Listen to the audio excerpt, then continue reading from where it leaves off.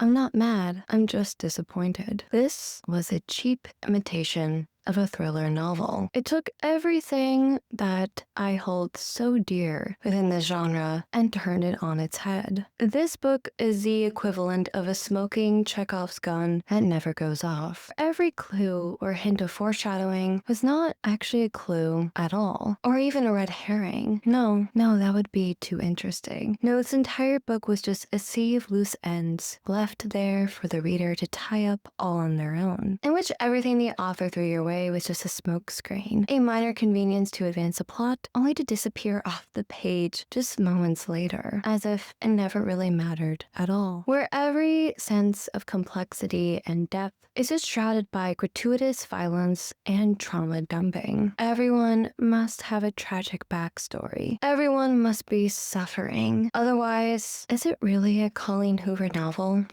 I think not. This book is the embodiment of just throwing things at the wall and seeing what sticks. Not only that, but it's also a red herring that Colleen Hoover was actually a competent author. Because more than once I found myself actually thinking, wow, that's actually not that bad, only to be proven wrong on the next page. I should have known to hope. Why do I always do that? Why do I always try to be so optimistic? It never gets me anywhere. And I don't know why I fooled myself into thinking that this book would have been any different. I mean, come on. It's Colleen Hoover we're talking about here. How good could it possibly be? And the bonus chapter was just a cherry on top of this shit sundae, just proving that Colleen Hoover's worst enemy is actually herself. And that if she only got out of her own way, maybe, just maybe, she'll write an actually half-decent book. But no, she just has to go and Colleen Hoover right on over it. Anyway, what else is new? As someone who is an avid thriller and mystery girly, this book makes me regret being literate at all. And that is the reason why we are talking about it today. For those of you who are new here, hi, my name is Maddie K. This is my big chair. And I read Verity by Colleen Hoover, so you don't have to. You're welcome, by the way. For those of you who are returning, are we really surprised that I'm covering this book? I mean, come on, honestly. The minute that I heard that Anne Hathaway and Dakota Johnson were starring in the adaptation of this book, I knew that I just had to read it and consume it for myself to see, is it really all that bad? And I have to say, the verdict is out. This is Colleen Hoover's best book in the worst way possible. Without further ado, let's get into it. Don't forget to like and subscribe down below if you haven't done so already, and comment your answer to today's question. What is your opinion of Colleen Hoover? I'll go first. Colleen Hoover is someone who masquerades around as an author as she forces trauma porn down all of our consecutive throats in the effort of making her stories interesting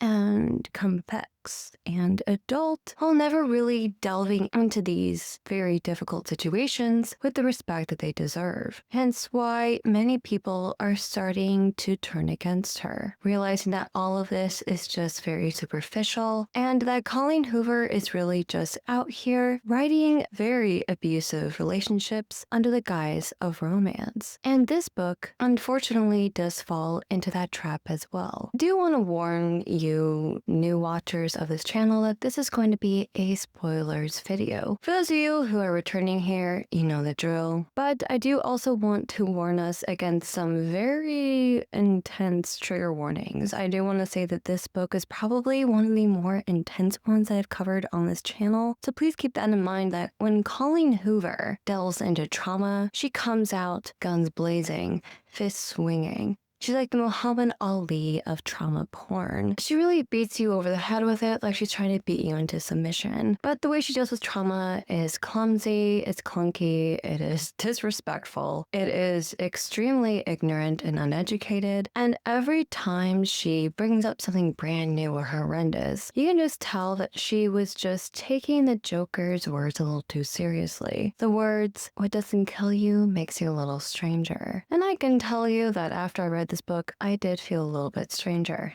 Now I'm always smiling. But is any of this truly necessary? Well, no. I mean, come on. Folks, let's be real here. In a thriller book, all of your characters need to be traumatized, or else they won't be real people. They won't have real layers or complexity. When in reality, people can be complex without having a horrific, tragic backstory. But I guess no one told Colleen Hoover that, did they?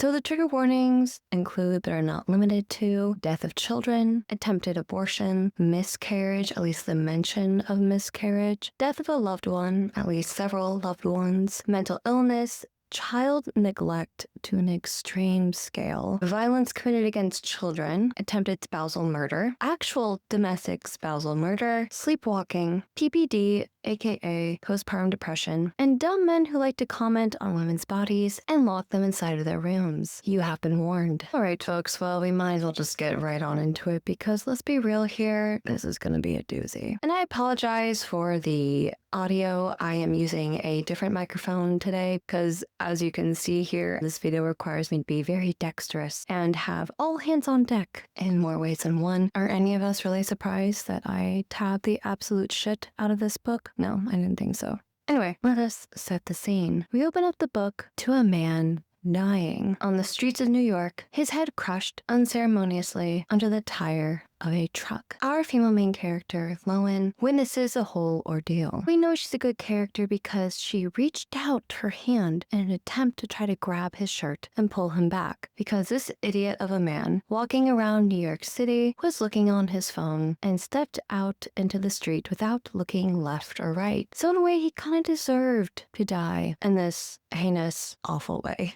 And Lowen makes this great simile that makes my stomach just absolutely churn in disgust by comparing the sound of his head popping under the pressure of a tire to a wooden cork being released from a wine bottle. I think I'm going to be sick. Why was that necessary? Golly. The visceral reaction when I first read that line was just, awful. I felt it in my core in the worst way possible. That line will haunt me forever, and not in a fun way. I closed my eyes before his head went under the tire, but I heard it pop like the cork of a champagne bottle. He was in the wrong, looking casually down at his phone, probably a side effect of crossing the same street without incident many times before. Death by routine. So Colleen Hoover feels the need to call it the callousness of New York and how if they were in Virginia, people would have actually cared about his death, whereas in New York, no one bats an eye. In fact, they just walk readily right over his corpse and right past Lowen, who is absolutely covered in this man's blood, which is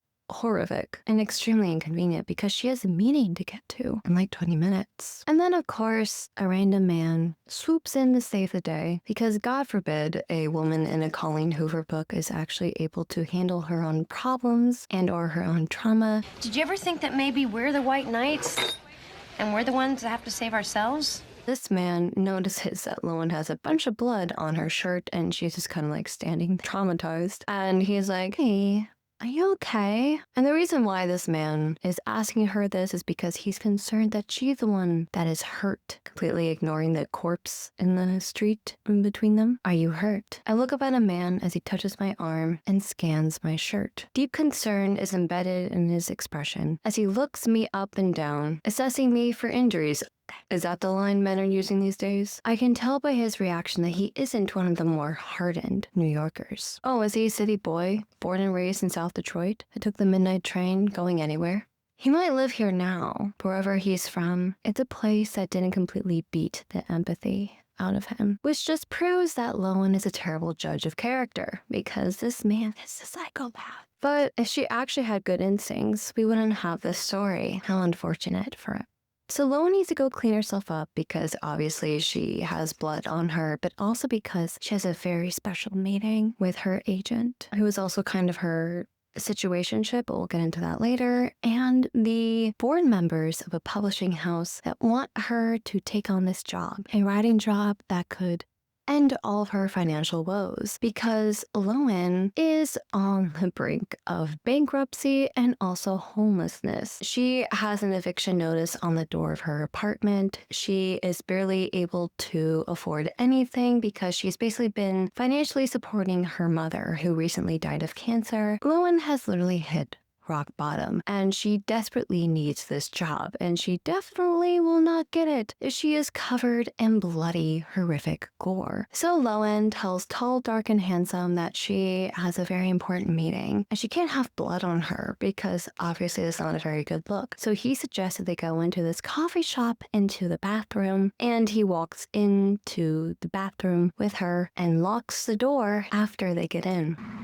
I'm in danger! This is a very common trope in this book, that this man in particular loves locking women in rooms. But he's not the bad guy, you guys. No. He's so hot. He would never hurt women, ever, in his life. That's silly. Why would you think that? He locks her in the bathroom to protect her from strangers who might walk in on them changing, ignoring the fact that he is also technically a stranger. Go, no doubt, no doubt, no doubt. He heads for the door, but instead of giving me privacy, like a gentleman would, while I stand here in my least attractive bra, he locks us inside the bathroom so no one will walk in on me while I'm shirtless. No, je téléphone à la police at this point. Oh, what a gentleman. And no one's thrown him a parade yet? Guys, we're really dropping the ball on this one, women. Come on, step it up. It's disturbingly chivalrous and leaves me feeling uneasy. Yeah, because you're currently locked in with a stranger in a bathroom with no windows and you can't escape. That's why you're feeling uneasy, babe. Lowen has the worst survival skills I have ever seen. You would think as a woman who lives in New York that she would be a little bit more paranoid about Jeremy, aka Tall, Dark, and Handsome, who, by the way, has chartreuse eyes. For those of you who are wondering, it is highlighter green and yellow. That's the color of Jeremy's eyes. Is he a vampire? How are his eyes chartreuse?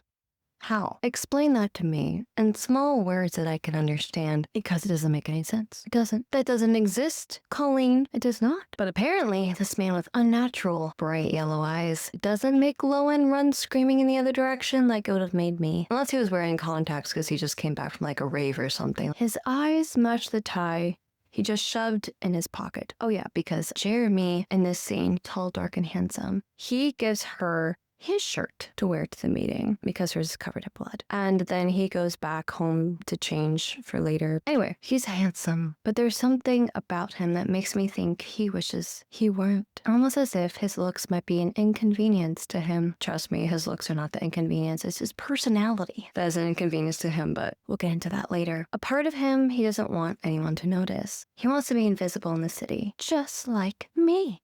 Keep in mind she's projecting this out onto him, onto Jeremy, because like every other coho MMC, he is a blank slate with zero personality. Actually, scratch that. The personality of a wet mop. Who has abusive tendencies that our FMC just loves to ignore, because, of course, all of Colleen Hoover's FMCs are the biggest pick-me's that have ever pick-me'd in the history of the world. Women are the problem, and men who lock them inside of bathrooms are not. So Lowen feels his kinship with this man that is undeserved, in my opinion, because I guess they both witness his horrific death, so therefore they're like best friends forever, which I get it. Trauma bonding is a thing, but at the same time, this is a random strange man, and he has no problem with locking you inside of a room. You should probably be a little bit more iffy about this guy. But because they both went through something traumatic, they decide to continue to swap war stories, because Lowen just recently lost her mother to cancer, and she basically served as her mother's live-in nurse because Lowen is a writer. Of course, because she's basically a stand-in for Colleen Hoover in more ways than one. And she basically watched her mother wither and die right before her very eyes. And she confesses this to Jeremy. And Jeremy decides to go quid pro quo on Lowen. Did I say that right? Is it quid pro quo? It's a Silence of the Lambs thing where, you know, Hannibal Lecter says something and then Clarice says something and they kind of like exchange things, like mutually assured destruction kind of level confession.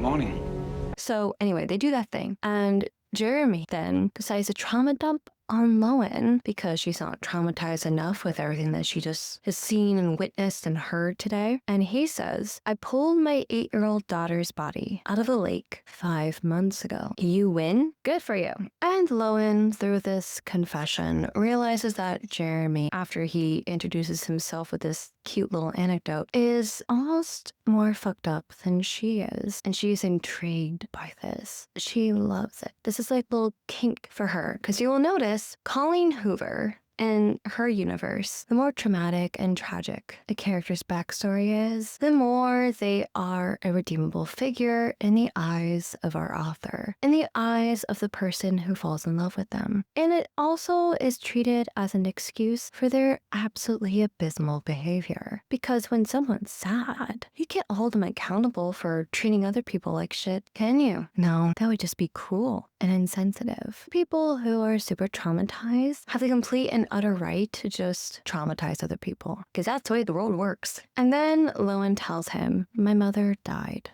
last week. Wow, you guys, they have so much in common. Love to see it. So after they exchange these pleasantries, Lowen realizes that she's super duper late to this meeting and she needs to leave. Now I will say here that Lowen treats Jeremy's tragedy as a much more significant tragedy. And you may ask yourself, why is that? Why is losing a female child more tragic than losing an old woman? Well, in the world of Colleen Hoover, women are only useful when they are procreating. Therefore, when an older woman dies, well, she did her time. She did her job. She procreated, and therefore she is no longer useful to society. But a young girl, even at the age of 8, there was so much promise for all the love that she could have shared, with all the people she could have created. Because that's how Colleen Hoover thinks.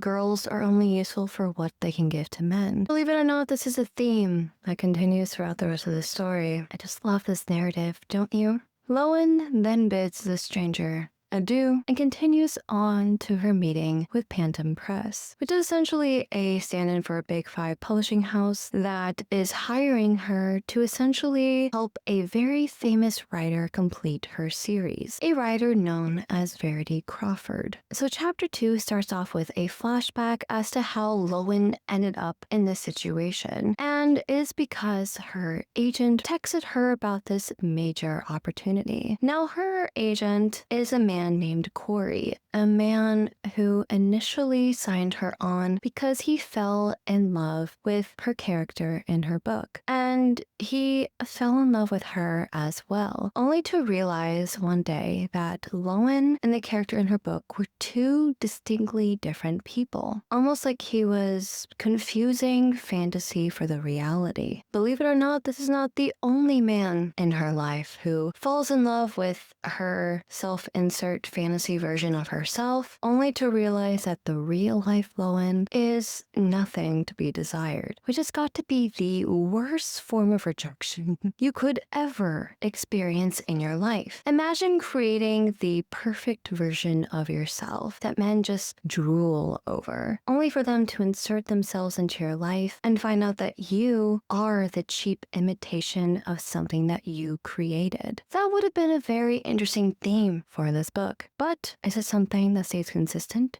throughout? Is it something that really plays into Lowen's psychology, into her character arc? Well, kind of, but not really. We'll get into that later. So, Lowen gets this text from Corey, the not so tall, not so dark, not so handsome man in her life who is like, hey babe, I got you a deal and I think you should take it. Keep in mind, she has not heard from her agent in months, and she describes him as a good agent. Sure, Jan.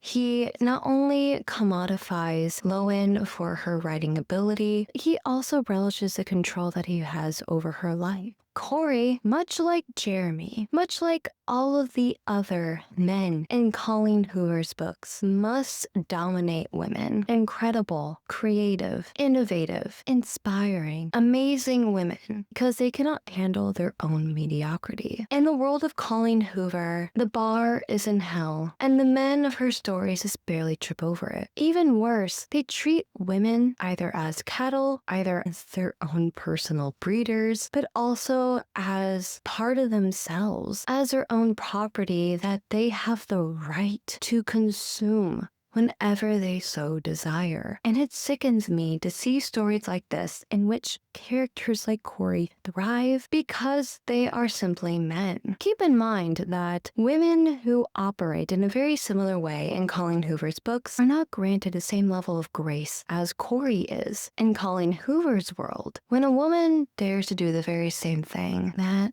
Corey does, she's the villain. Every time a woman takes advantage of a man, she is treated as the biggest villain that ever villained in all of history, completely ignoring and failing to hold men accountable for their own flaws. The only value that a woman has is how men perceive her. Her role in a man's life is indicative to a woman's value, and that just makes me absolutely sick. And I have to sit here and ask the question time and time again, who is this for? What is this story for? What are we doing here? I am now going to assault your mind with subliminal messages. The worst character in this book has got to be Corey and also Jeremy. Corey is the leech of a literary agent. He commodifies her and then consumes her. Like a vampire, he takes and takes and takes and never ever gives back. Almost never. Corey met and fell in love with the female protagonist in my first novel, open-ended, before he even spoke to me. He assumed my character's personality was a close reflection of my own, when in fact I couldn't be more opposite from her. So this is just proof in my mind that not only can Colleen Hoover create this intricate web of character motivations and design, but also that she is capable of being a better author than what she actually is. And the sad thing here is that this theme of discerning fiction from reality is not used at the very end of this novel when sort of lesson is so desperately needed, in which the entire outcome of this novel could have changed irreparably if only Lowen remembered that certain people cannot discern the characters that they create from the very people that they are. The very thing that she accuses of Corey doing is the very thing she judges Verity for. And we will see that when we talk about the manuscript. And I do want to mention here before we continue that Verity is the kind of author who writes from the perspective of the villain. So all of her thriller novels are written essentially from the POV of the antagonist. And Lowen knows this. She understands this. And yet when she reads Verity's manuscript, that acts as an autobiography/memoir, she does not take this into consideration, which is unfortunate because lives were lost in that utter and complete misinterpretation of all of this. Colleen Hoover sets all of these themes up only for the characters to not learn their lesson and completely go against everything that Colleen Hoover set up previously. It's very clear that she favors Lowen. In my opinion, this is self-insert of Colleen Hoover without realizing that Verity is a true victim in all of this. Just saying. I'll be the victim. All your life.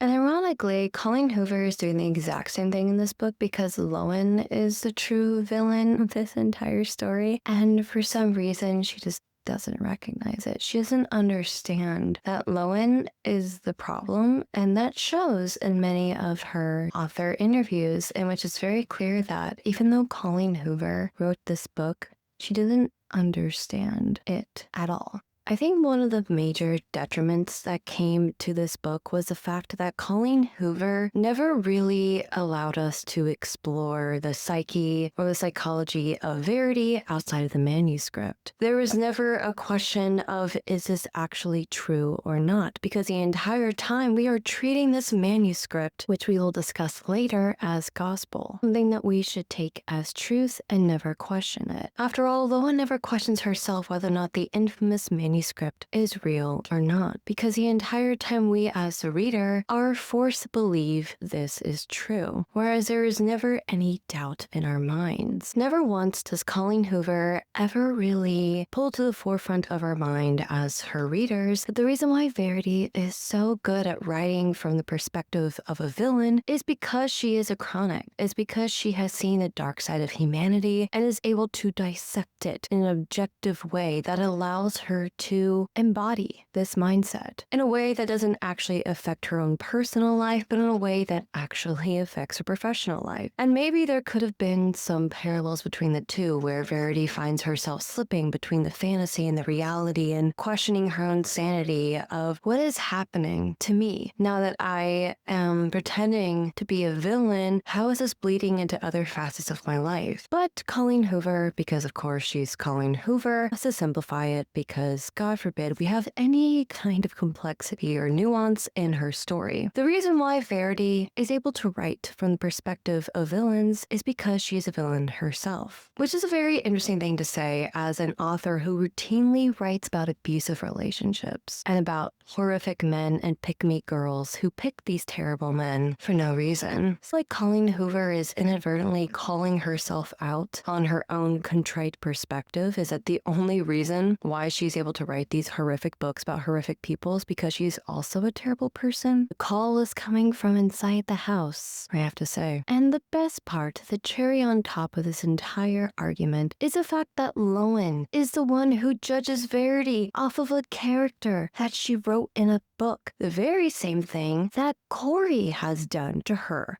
The same thing that Jeremy is going to do to her. I'm going to get off my soapbox now and start talking about this book again. I'm sorry, you guys. I don't know why you put up with me, but I'm grateful that you do. And, you know, I hope you stick around. And if you're one of those that endure to the bitter end, feel free to leave a little green heart in the comments down below. Just keep the green theme going. I kind of like it. So going back to what I was saying, Corey essentially uses Lowen as his own personal fleshlight and meal ticket. He bleeds her dry in more ways than one. I'm sure our relationship broke a code of ethics somewhere, but I'm not sure that contributed to how short-lived it was. As soon as Corey figured out that I wasn't the person my character was based on, he realized we weren't compatible. I wasn't heroic. I wasn't simple. I was difficult. An emotional, challenging puzzle he wasn't up for solving. In this case, Corey has accepted an offer on her behalf that she truly cannot refuse. Again, because she is in the throes of a financial, devastating blow. Her mother is gone,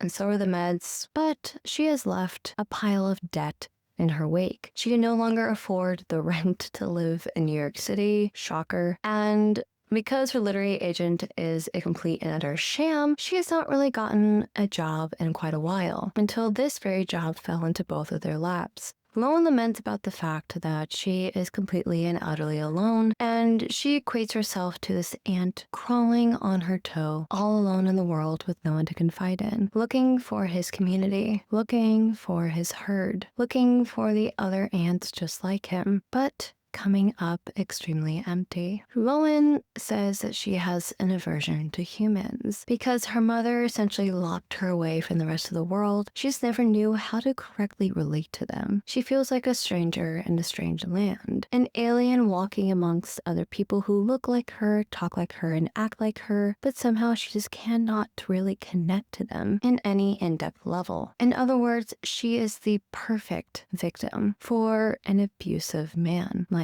Jeremy. Her own trauma sets her up to be the perfect catalyst of this story. Her mother was simultaneously terrified of her and also concerned for her. Her own child. She was scared of her own child for reasons that we will explore much later. And like the ant she is observing on her toe, Lowen is desperate, in fact longing for meaning and affection. She so desperately wants to be seen, heard, and also loved, which is essentially one of the many reasons why she takes on this job in the first place, because she literally has nowhere else to go. She is so desperate for the basis form of human connection that she will do anything, like lock herself into a room of this strange man's house and write his comatose wife's book in order to feel that. And in this search for love and belonging, Lowen unfortunately ends up with a cheap imitation of it, because you can never truly possess what you never had in the first place, which is the ability to love yourself and therefore to love others. So after this flashback, we slide seamlessly back into the present with almost no preamble to find that Lowen is in a meeting with tall, dark, and handsome coffee shop guy, the man who blocked her in a bathroom. Yeah, he's back. Now he's gonna lock her down in a financial deal, a contract, mind you, in which she is forced to write the next 3 novels of his wife's series. Imagine the amount of pressure she must feel to not only emulate the voice of Verity Crawford, to keep the series engaging and interesting, but also to continue it in a way that would not only be respectful to the author who could no longer continue the series, but also to the fans. And one of the things that bothers me the most about this entire situation is that their entire meet cute could have just been in the coffee shop and not witnessing a man's death, in which Jeremy unceremoniously bumps into Lowen with a full cup of coffee, spilling it down her shirt, only to usher her into the bathroom and change her out of her clothes, doing the same thing that he essentially did, just with a different substance. But no, for Colleen Hoover's standards of writing, we have to make sure that we not only traumatize the characters, but also the readers. But at least we'll make an interesting story for how Jeremy and Lowen will eventually tell their children how they met in the worst reboot of How I Met Your Mother ever.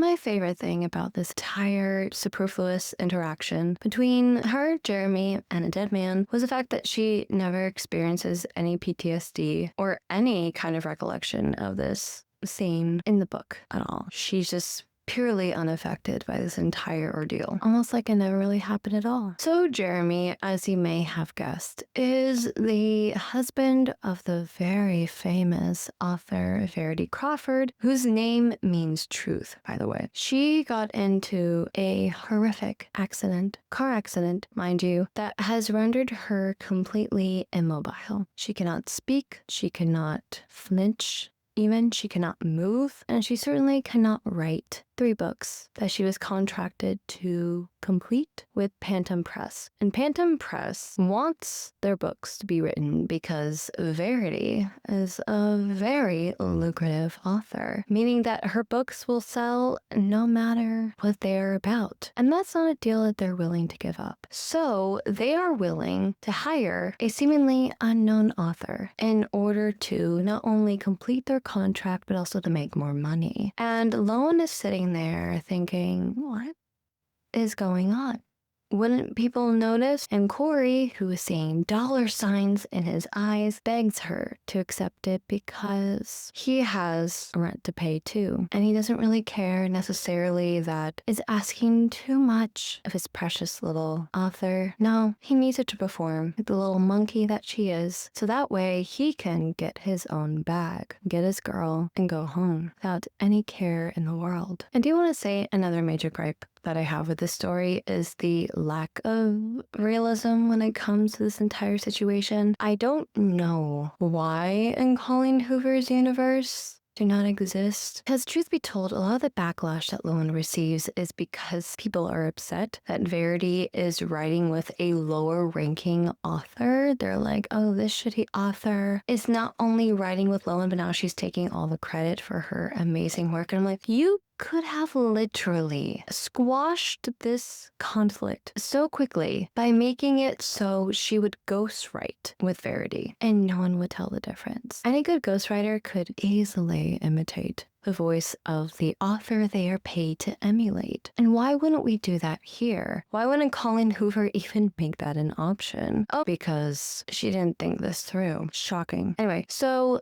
Lowen's new deal is to get paid $500,000 to write 3 books in 2 years on Verity's behalf. And this also means because Lowen is writing someone else's book, she has to do research on that person's book, which means that she has to move to their house and live with them and their family and spend all waking hours of the day in their office, researching outlines, figuring out plot points, discovering what Verity's true vision for the series would have been if she was able to write it at all. Even worse, she has never read a single page of any of Verity's books in her life. I'm sorry, but if I was a publisher, I would not hire a person who's never read a single page of a single book of the author I was trying to replace. Just saying, that seems incredibly foolhardy and almost like they're setting themselves up for failure. Personally, I feel like that should have been a requirement, but who am I to judge at this point? But Jeremy, who is Verity's husband, is very confident in Lowen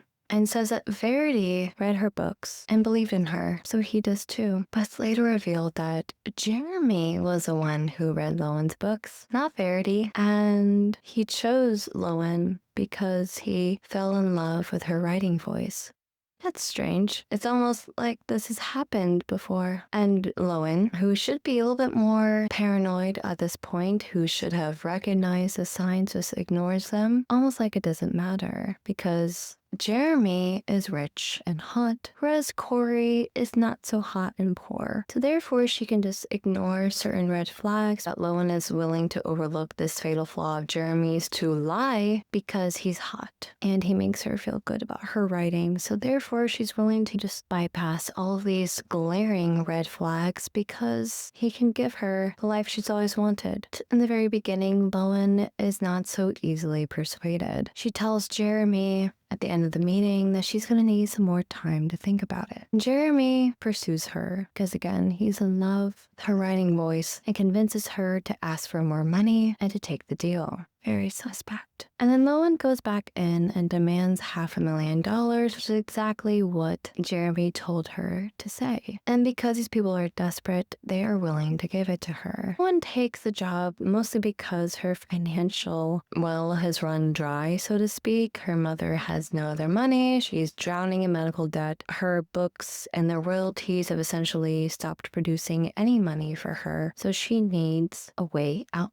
So her rejecting this deal was never in question. She was always going to take it. And it's funny that Colleen Hoover is manufacturing the suspense that maybe, just maybe, Lowen would have said no. No, it was obvious from the very beginning she was always going to say yes. So Lowen takes the deal because she has no other options. Her agent only pays attention to her when he's inside of her. This is also her trying to unconsciously cut off or cut ties with Corey because she knows that she will never need him really ever again. And that is all the encouragement she needs to take this deal with Phantom Press. And the one lasting sentiment that Lowen has after she accepts the deal is when Jeremy, in their meeting in which he confronts her to take this deal, talks to her about the concept of what he deems are called chronics. What are chronics, you may ask? Let me share with you. Have you ever heard of people referred to as chronics? He asks. I shake my head. I think Verity might have made up the term. After our daughters died, she said we were chronics, prone to chronic tragedy, one terrible thing after the other. And then this is when Jeremy says that he not only lost the one daughter that he pulled out of the lake, but he also lost his other daughter. So he lost two, Chasten and Harper. And we'll get more into their deaths much later. And it's very clear that Jeremy has this kind of kinship spirit directed towards Lowen because he identifies her as a chronic. She lost her mother, her life is in the shitter, she is alone, and even worse off, she has no money. So her entire life is just one tragic cautionary tale, and he wants to rescue her from that. So he relays this story of the chronics to understand that they are kindred spirits, that he understands her, and he wants to help her, and she should accept his help. Otherwise, she's going to be all alone, just out there spinning around in space with no one left to connect to. And this is how supposedly Verity found kinship with Lowen in her books, because she recognized that Lowen was also a fellow chronic just like herself. And this is a motif that will exist throughout the rest of the book. But I will not be mentioning it as often because it's not really that important. This book isn't just about tragedy and the people who deal with tragedies. It's essentially about replacing a disabled woman in her own home, taking her career from her, taking her husband, taking her family with her, and essentially robbing her of everything she holds dear, and then blaming her for it, because that's fun. So after Lowen accepts the offer, we now move on to chapter 3. So in chapter 3, Lowen gives us a blast from the past, a little insight into her romantic history. And here she talks about her boyfriend named Amos. I had a boyfriend in my early 20s named Amos who liked being choked. Okay, what are we complaining about? At least he didn't like choking you, just saying. Also, this is something that will come back a little bit later. Another Chekhov's gun that Lowen does not like thinking about people being choked, but she's okay with letting certain other things happen. Interesting. It's why we broke up.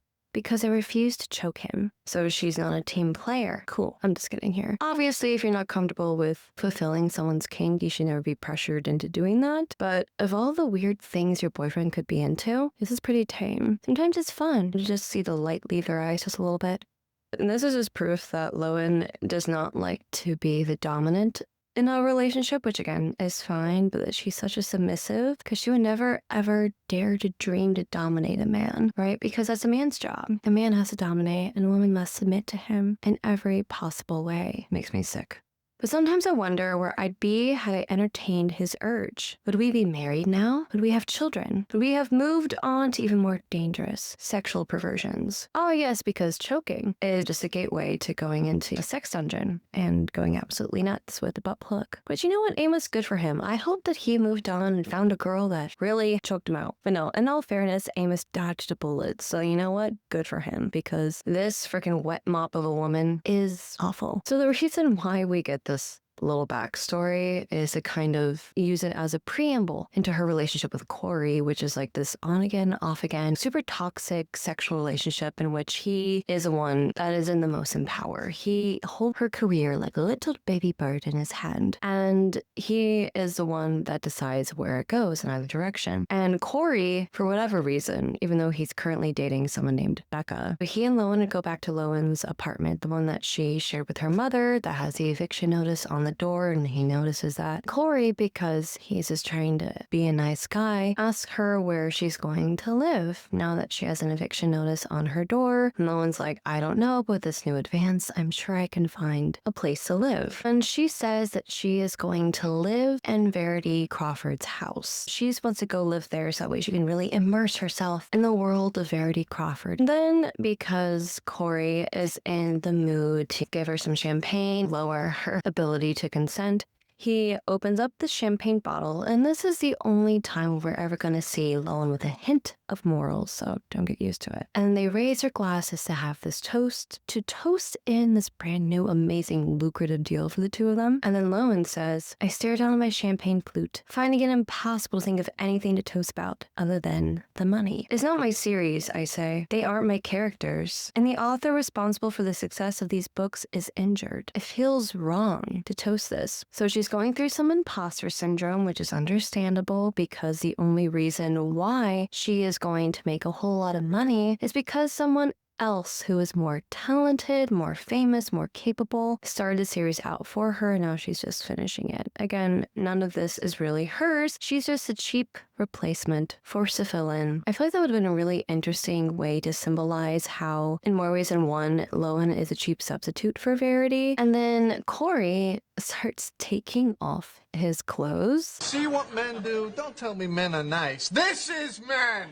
And she rejects him by acknowledging the fact that he has a girlfriend. She's like, oh yeah, by the way, how's Becca doing? And this kind of like jolts him back to reality, and he's just like, oh, she's fine. I want you to keep this in mind because this is not a trend that continues when it comes to Jeremy and Verity by association. Why does she not go for Corey even though he's in a tentative new relationship with Becca? Because it's not the challenge. He's not the real catch. Jeremy is, because Lowen wants to become the champion of pick-me's everywhere. And why would she go with her poor, weird, pleasy literary agent when she could go with the hot, rich man who's going to be her meal ticket to a much better life? Also, I do want to mention the fact that Verity is also technically at this point bedridden. I do also find it very funny that Lowen is not willing to sleep with an able-bodied woman's man, but she's perfectly willing to sleeping with a disabled woman's husband, because that makes sense. Anyway, I think there really is a very gross underlying message slash theme that comes with this story, with a lot of Colleen Hoover's stories, is that the woman is always in the wrong, no matter what her situation is. Oh, Verity is bedridden. She can't move. She can't really speak, do anything, which therefore means that she cannot pleasure her husband. So therefore, she deserves to get cheated on. You will find that's a very common trend throughout most Colleen Hoover books, that the woman is always at fault and she does not cater to the man's needs and desires. It truly is very gross and very ableist, and it makes me really question what Colleen Hoover's overall message with this story is. Make sure that you don't become paralyzed so your husband won't hire this newer, hotter, younger replacement to take over the book series that you slaved over for years, and for him to sleep with her and then eventually kill you so he can go off and marry her. It's Verity's fault that her husband can no longer use her as a living, breathing fleshlight to pleasure himself with, so therefore she deserves to die. By the end, I may be overthinking this because you all know me. I overthink everything, and I'm very overly critical about anything that has to do with men leaving their sick wives for newer, younger models. And this just reminds me of that one horrific book that I read months ago called Say You'll Remember Me by Abby Jimenez, in which she wrote about a woman who is suffering from dementia, whose husband was leaving in the middle of the night to go sleep with someone else, not even bothering to lock the door, and leaving his dementia-ridden wife to just be able to get up, walk around. And they live right by a major street, by the way, so she could have just literally died because it was careless. But no, we're the problem when we can't consent to please our husbands. These men act like they will just spontaneously combust if they don't have sex, like, within the next 24 hours. And you would think that they would care more about their wife's livelihood and her health more than their own desires and needs, but that just may be me asking a little too much of them at this point. It's really unfortunate to me whenever it's very clear that when men said their vows and they said the in sickness and in health part, they only heard the in health part, didn't they? Yeah, unfortunately, I would not be complaining about this if this wasn't actually a major statistic. It makes me lose all faith in men every day. So Corey, pretending to be a nice guy concerned for Lowen, and not at all because he's super jealous that she's gonna go stay in this grandiose house with this super hot man, tells her that maybe she should be careful because it's very much a coincidence that this guy lost both of his daughters and his wife almost died really close together. And he's asking the questions that most women, the paranoid kind who have watched, consumed, listened to true crime content, would have immediately clocked instantly, which is just proof that this woman has absolutely no survival skills. Am I wrong in thinking that people would not be super fucking suspicious of this guy? People in this book are not suspicious enough. What do you mean? Corey, a man, is the only one that suspects that this guy killed his family. And again, as I say this, I'm then reminded that this is Colleen Hoover's universe, and men never do anything wrong, and they should never be suspected of anything, or forced to deal with the consequences of their actions. But this is Colleen Hoover's world, and any man akin to a walking red flag parade is immediately defended. He is just misunderstood, and he deserves all the second chances in the world. Once you see it, it's honestly so concerning. And then Lowen brushes Corey's concerns off as if she just can't possibly fathom that a father and a husband would possibly ever do that to his family, as if there aren't actual statistics that prove her wrong. But who needs facts when you just have a woman's libido? He is hot, so therefore he can't murder anyone. That's the logic that we're dealing with here in this book, you guys. So keep in mind that Verity will never suspect Jeremy of doing any harm to his family, even though there's a load of circumstantial evidence that would prove otherwise, but she will immediately assume that Verity is the villain just by reading her manuscript. The double standards. Lowen gives a lot of grace to the only character in this book that she actually wants to have intimate relationships with, instead of the woman who's really bedridden and at the mercy of her husband. Are you suggesting that he had anything to do with it? This is Lowen talking to Corey. Corey shrugs. I don't know enough about what happened to suggest anything, but as I thought, not cross your mind that maybe it's not the safest thing to do? You don't even know them. True, you don't know them, but you're willing to suspect one of them of murder. And then she even says, I can see why Corey is concerned because I was too, honestly. But the more I dig, the less I can find to be concerned about. 2 tragic, unrelated accidents. And then this is Corey asking her, and what about Verity's car wreck? She says it was an accident. She hit a tree. Corey's expression suggests he isn't convinced. I read there weren't any skid marks, which means she either fell asleep or she did it on purpose. I think not. And then this is the first and last time Lowen will ever defend Verity, so don't get too used to it. She says, can you blame her? I'm irritated that he's making baseless claims. Remember that when she starts making baseless claims against Verity. I turn around to finish the dishes. She lost both of her daughters. Anyone who suffers through something like that would want to find a way out. And Corey says, accidents or not, the family obviously has shit luck and a hell of a lot of emotional damage, so you need to be careful. Get in, get what you need, and leave. So he's acknowledging the chronic thing, but it's just like bad luck, right? And that bad luck may rub off on Lowen. And he's concerned about that because I guess she's the only lucrative writer that he's in his arsenal. Like, why do you care about this girl so much? My God. And then she's asking him, why does he care? And he's like, I'm just looking out for you. And then Lowen flips the script, but not out loud, no, because no woman should ever call a man out or hold him accountable for all the flaws that he has in a Colleen Hoover book. No, in her mind, she thinks, looking out for me. He knew my mother was dying, and he hasn't checked in with me in 2 months. He's not looking out for me.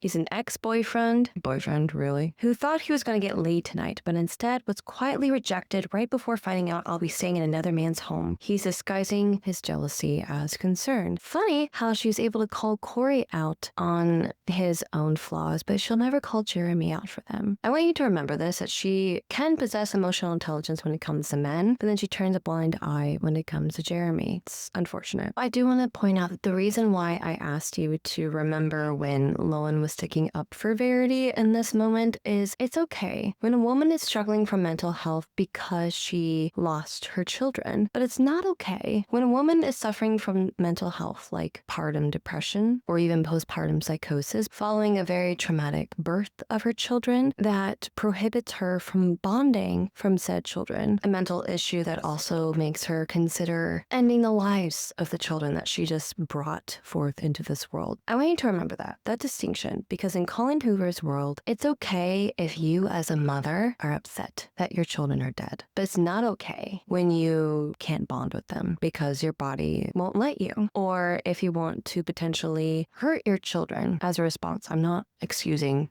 hurting children in any way, shape, or form. But instead of looking at that as like a red flag that this woman needs help, no, she's treated as a villain because it is unnatural for not only for women to not want to have kids, or to hate their children for ruining their life, or just not being able to feel anything remotely maternal for their children. And they're also a villain, special cherry on top, if they choose to not have a child with an abusive man. In the world of Colleen Hoover, the only role a woman has is not only in the bedroom, but also in the nursery. If she is not having sex to procreate or having children, even with the worst kind of men possible, continuing the pregnancy and just bonding so well with that child, she is a horrific villain that must be killed. And I do find that it's incredibly sad because in books like this, we are never allowed to explore the kind of mentality that comes out of what happens to a woman if she cannot bond with the very children she has spent 9 months cooking in that belly of hers. We never get to explore that mentality because Colleen Hoover demonizes it. And then she defends them when they want to kill themselves, when they want to take their own lives after they lose their children. Those women are worth defending, but not the women who just cannot bond with their children or breastfeed them. Formula is a devil's milk, according to Colleen Hoover. And it's really sad when you remember that the children in question who were unceremoniously taken from the world were unplanned, and we never really get to dive into what it's like to have an unplanned pregnancy so early on in a relationship with the man that you really love and you just wanted to enjoy your engagement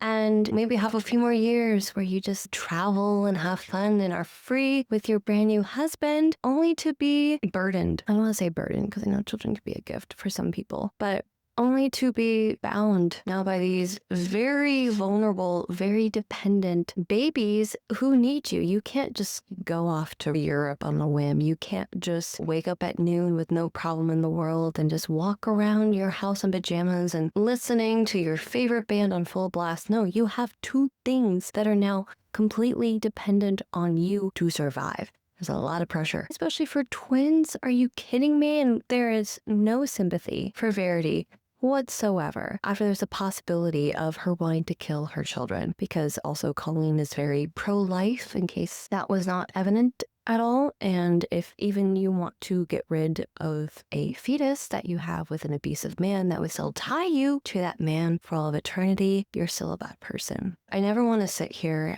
sit on my soapbox here and tell you that there is a right way and a wrong way to live your life. Have kids, don't have kids, I don't care. It's not going to affect me personally. I think it's just really sad when authors judge other women, specifically female authors, judging other female characters for just their choices and how they want to raise a family or being a woman, and not really understanding that maybe what these women are going through is just a tragedy. Like, no mom wants to hate her kids.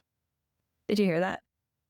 God's angry with me. No woman wants to just have babies and then immediately hate them. No woman wants that. So then when we're immediately blamed for all of this, it's just proof that Colleen Hoover is the biggest pick-me that ever pick-me'd, and the reason why she turns a blind eye towards Lowen is because she is, I'll just say. So this is the last time you'll ever interact with Corey in this book, and I think this was the moment in Lowen's eyes where she officially broke up with him. This is the only time that I had any respect for Lowen, is the fact that she was able to call out the abusive and horrific ways that her agent was treating her, and she's able to have that kind of self-respect when it comes to Corey, and not anyone else ever again. Just keep that in mind. With Jeremy, it's completely different Lowen. She just backslides into who she was with Corey before, and she just never learned her lesson. So chapter 4, Lowen is driving to Verity's house, and she's thinking about all the potential things she could have done on this drive. She could have listened to music. She could have called her old friend Natalie, who doesn't exist for the rest of this book. And I am pretty sure that Colleen Hoover just threw that in to prove that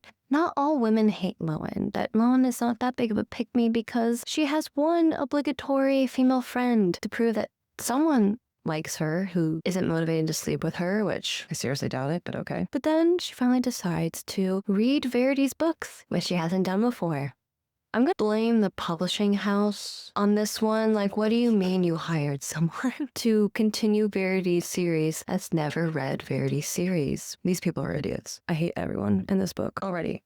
We're not even halfway through this book, and I'm already annoyed. My gosh. Anyway, and it's also very funny because going back to the Natalie thing just really quickly, it is previously established that Lowen is a loner and she has an aversion to humans. But then you tell us that she has a best girlfriend named Natalie, whom we never talk to for the rest of this book. So which is it? Is she a loner or is she not? Just want to clarify some things, but who cares? Editors? What are those? No idea. And here's the thing, it would 100% make more sense if Lowen was just alone. Like, she literally had no one besides Corey, who we know is a freaking leech. But if she has no mother, no friends, nothing but her gross literary agent, then it would make way more sense for her motivations later on in the story. Because giving us Natalie, you have given us a lifeline that proves that Lowen has an opportunity to get out of the situation that she's put herself in. And you are just like, no?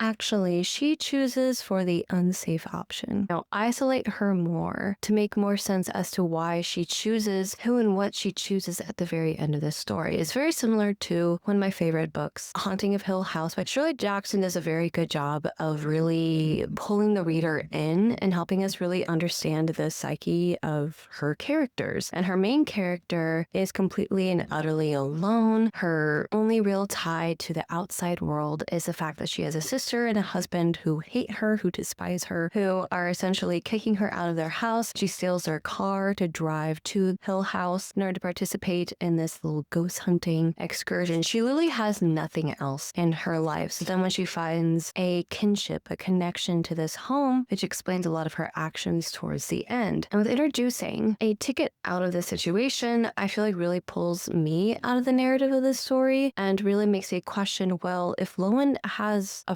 friend, her oldest friend. Why is her friend not checking in on her? Why is this friend not driving to Verity Crawford's house to figure out what the heck is going on when Lowen just drops off the face of the earth? Because that's what girlfriends do. We drop our location. We tell our friends where we're going, and the off chance that something terrible happens to us. And you're just telling me that Natalie just no longer cares, that she's not even a thought in Lowen's mind when things go to shit? You're kidding me. You're absolutely kidding me. Oh, also, this is the only time when I can really relate to Lowen on like a personal level when it comes to writing, because she explains her writing process here and why she is really nervous when it comes to writing for Verity. There are 3 steps to completing each of my books. Start the book and hate everything I write. Keep writing the book despite hating everything that I write. Finish the book and pretend I'm happy with it, which, girl, I can relate. Why couldn't you be this fun and relatable for the rest of the book? No idea. And that's the thing that really frustrates me about Colleen Hoover as an author, is that, as you can see here, there are some gold nuggets in the midst of all of this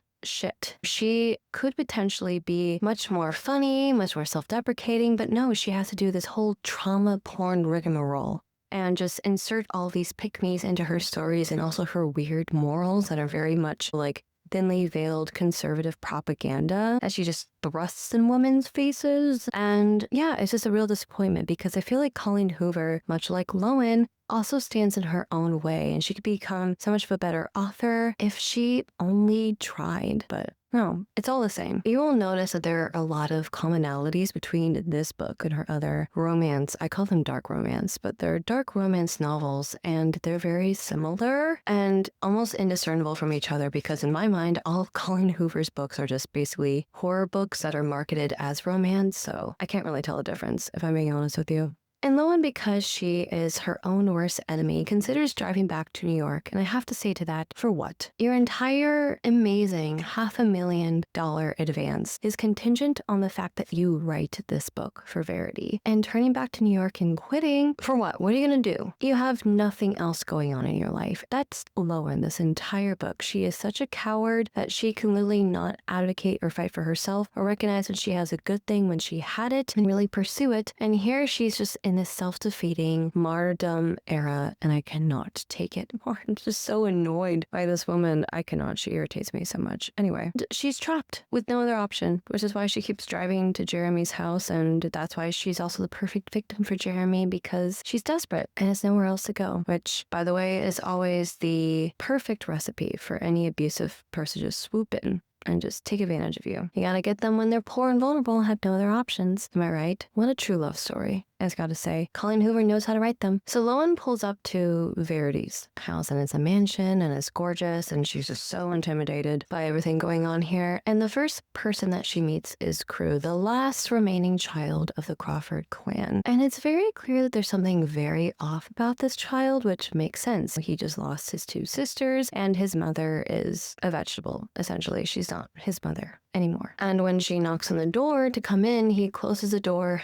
and it's locked, and he won't let her in. Smart kid, that Crew. I like him. He has a pretty good judge of character. So now Lowen has to buzz for Jeremy, who comes down and then reveals that he assigned Crew the task of welcoming their brand new guest into their home. He's 5. Why can't you do it? God. Always men are useless. Someone does not understand the proper etiquette when it comes to being a host. At least he offers to carry her bags, which is the least he could have done, outside of answering the door for her without expecting his child to do it. And then Crew comes up to her and asks her to open up his soda, which apparently he isn't allowed to drink, but is still accessible in the house where he can reach it as a 5-year-old child. And she feels bad for calling him a little asshole earlier. And then Jeremy, of course, swoops in and says, oh yeah, he's not supposed to drink that soda. And she's like, oh my God, I'm so sorry. And he's like, don't worry about it. Never trust that kid, is the first thing that Jeremy says about his own child. He's smarter than both of us put together. And this kid still doesn't figure out what the heck happened at the end of this book. Actually, he could potentially figure it out. So that's why I'm surprised that they keep Crew around, because if he's so smart, he would be able to figure out what the heck happened by the end of the novel, but okay. And then Jeremy shows her to her room. A room with a bed that has teeth marks on the headboard, where evidently Verity used to bite down on when she and Jeremy Jeremy were going at it. How does that work, you may ask, without giving her excessive splinters and also potentially breaking her teeth? I don't know, you tell me. I'm at a loss for words right now. Anyway, in my headcanon, Verity is secretly a vampire. Just saying. I look around the room and this all feels so bizarre, especially that I'll be sleeping in their bed. My eyes are pulled to the headboard, specifically to the teeth marks bitten into the top edge of the headboard in the center of the bed. I immediately tear my eyes away before Jeremy catches me looking. He'll probably see all over my face. I'm wondering which one of them had to bite the headboard in order to keep quiet during sex. And she wonders to herself, have I ever had sex that intense? Well, you would have if you would have choked out your boyfriend, but here we are.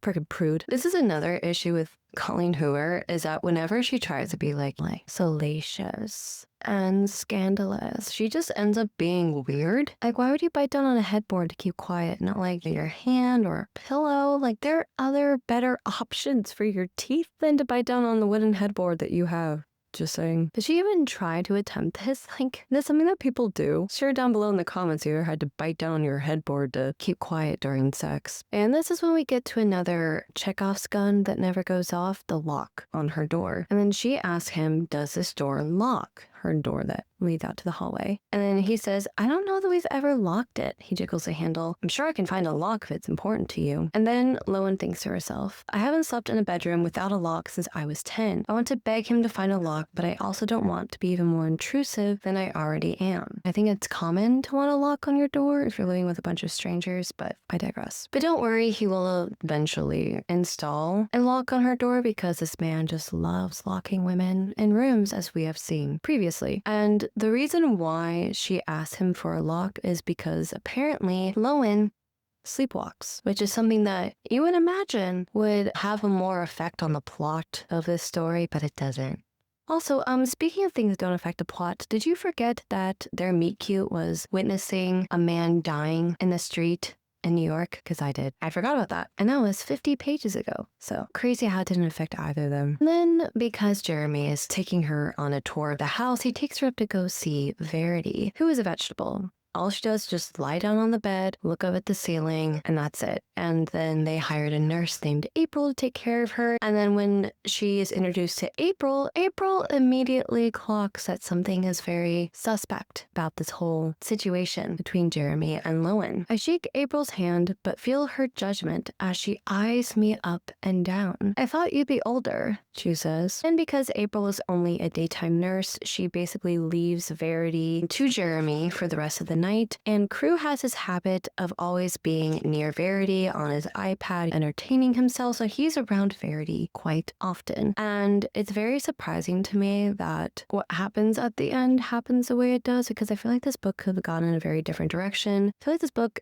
if it was very similar to The Housemaid, would have made way more sense with the direction that it went. But I don't know. Personally, I think The House is a little bit better in the way that it dealt with these themes. Of course, it's not a perfect book by any means. I still found many flaws with it. I still felt like it was still quite unrealistic, all things considered. But yeah, I feel like if this book took a page, The Housemaid, it could have been exceptionally better. And I wish that this book would have actually punished Jeremy, the true perpetrator, the true villain of this story, and forced him to deal with the consequences of his actions as opposed to the other way around. But again, this is a Colleen Hoover book. Men never have to answer for all the terrible things that they did. It's always a woman's fault, even in abusive relationships. I also do want to point out that Jeremy also comes up with her pen name, which will be Laura Chase. And I feel like this is very relevant to the fact that in their relationship, Jeremy is the one that is calling the shots, and Lowen is just there, along for the ride, an unwitting participant, a voyeur into her own love life that she can't even really control. He gets a say in every facet of her life, including her name, her professional name, mind you, because this man just cannot let women make decisions for themselves. He must dominate because Jeremy is not satisfied in his relationship with Verity anymore. Not just because, she can no longer consent to certain adult activities in the bedroom anymore, but also because he can't control her the same way that he can control Lowen. Like Corey, he is projecting his fantasy onto Lowen and not allowing her, the agency, the autonomy to even have a say in any of this. And then Jeremy, of course, takes her to Verity's office, and this entire office is just littered with papers and binders and notebooks and just everything. And Jeremy seems to have this fascination, this admiration for Verity in a way in which he is fascinated by her writing process, and he essentially has kept this as a shrine to the memory of what she once was. She was constantly taking notes, writing down thoughts. She'd write ideas down on napkins, dialogue in the shower on a waterproof notepad. Notice how he's talking about her in the past tense. Interesting, don't you think? She once used a Sharpie to write down character names on the bottom of Crue's diaper. We were at a zoo, and she didn't have a notepad. The world was her manuscript, and no surface was safe. I actually quite like that line. Colleen, sometimes you just really outdo yourself. So this is when he gets into the Noble Virtue series. So Verity was writing a Noble Virtue series that included the 9 virtues, which is basically the opposite of like the 7 deadly sins. You have things like courage, truth, and honor that are part of that, as well as Verity, which is very interesting considering the fact that what these characters do towards the end is very much the opposite of that value. The series title is The Noble Virtues, and each book is a different virtue. The 3 that are left up to me are courage, truth, and honor. And then Jeremy asks her if she's read the series yet, and she's like, I haven't yet. And yet you're hired to write the rest of the series? Okay. And then she asks him, which is your favorite? And Jeremy's like, I haven't read them either. Okay. What a supportive husband. Love to see it. Not since her first book, he says. I spin and look at him. Really? I didn't like being inside her head. No, but you liked being inside other parts of her, because at least then she doesn't really talk, does she? She just bites down on the headboard and shuts up. And that's what Jeremy likes the most about her, because Colleen Hoover needs to remind us that Crew exists. Jeremy is trying to put him down for bedtime, obviously, and he's like, you need to go shower, and Crew refuses to do so, and then Jeremy holds him upside down until he capitulates, and this is played across as like, oh, look at Jeremy, he's such an amazing dad and such a good father, and oh, he's being playful instead of being, a hard ass. And I honestly didn't hate the scene very much, but I did call to question, like, so you're letting this child near a body of water at 5 or 6 years old after your daughter just drowned in a lake? But no, Jeremy, who recently lost his favorite child to a drowning, is totally fine with letting his son go shower on his own without any supervision. Because that makes sense. I guess it's better than a bath or whatever. But this scene alone also delves into another curious trope that Colleen Hoover just likes to delve into that I think is rather concerning. Jeremy is later revealed to be potentially an abusive partner.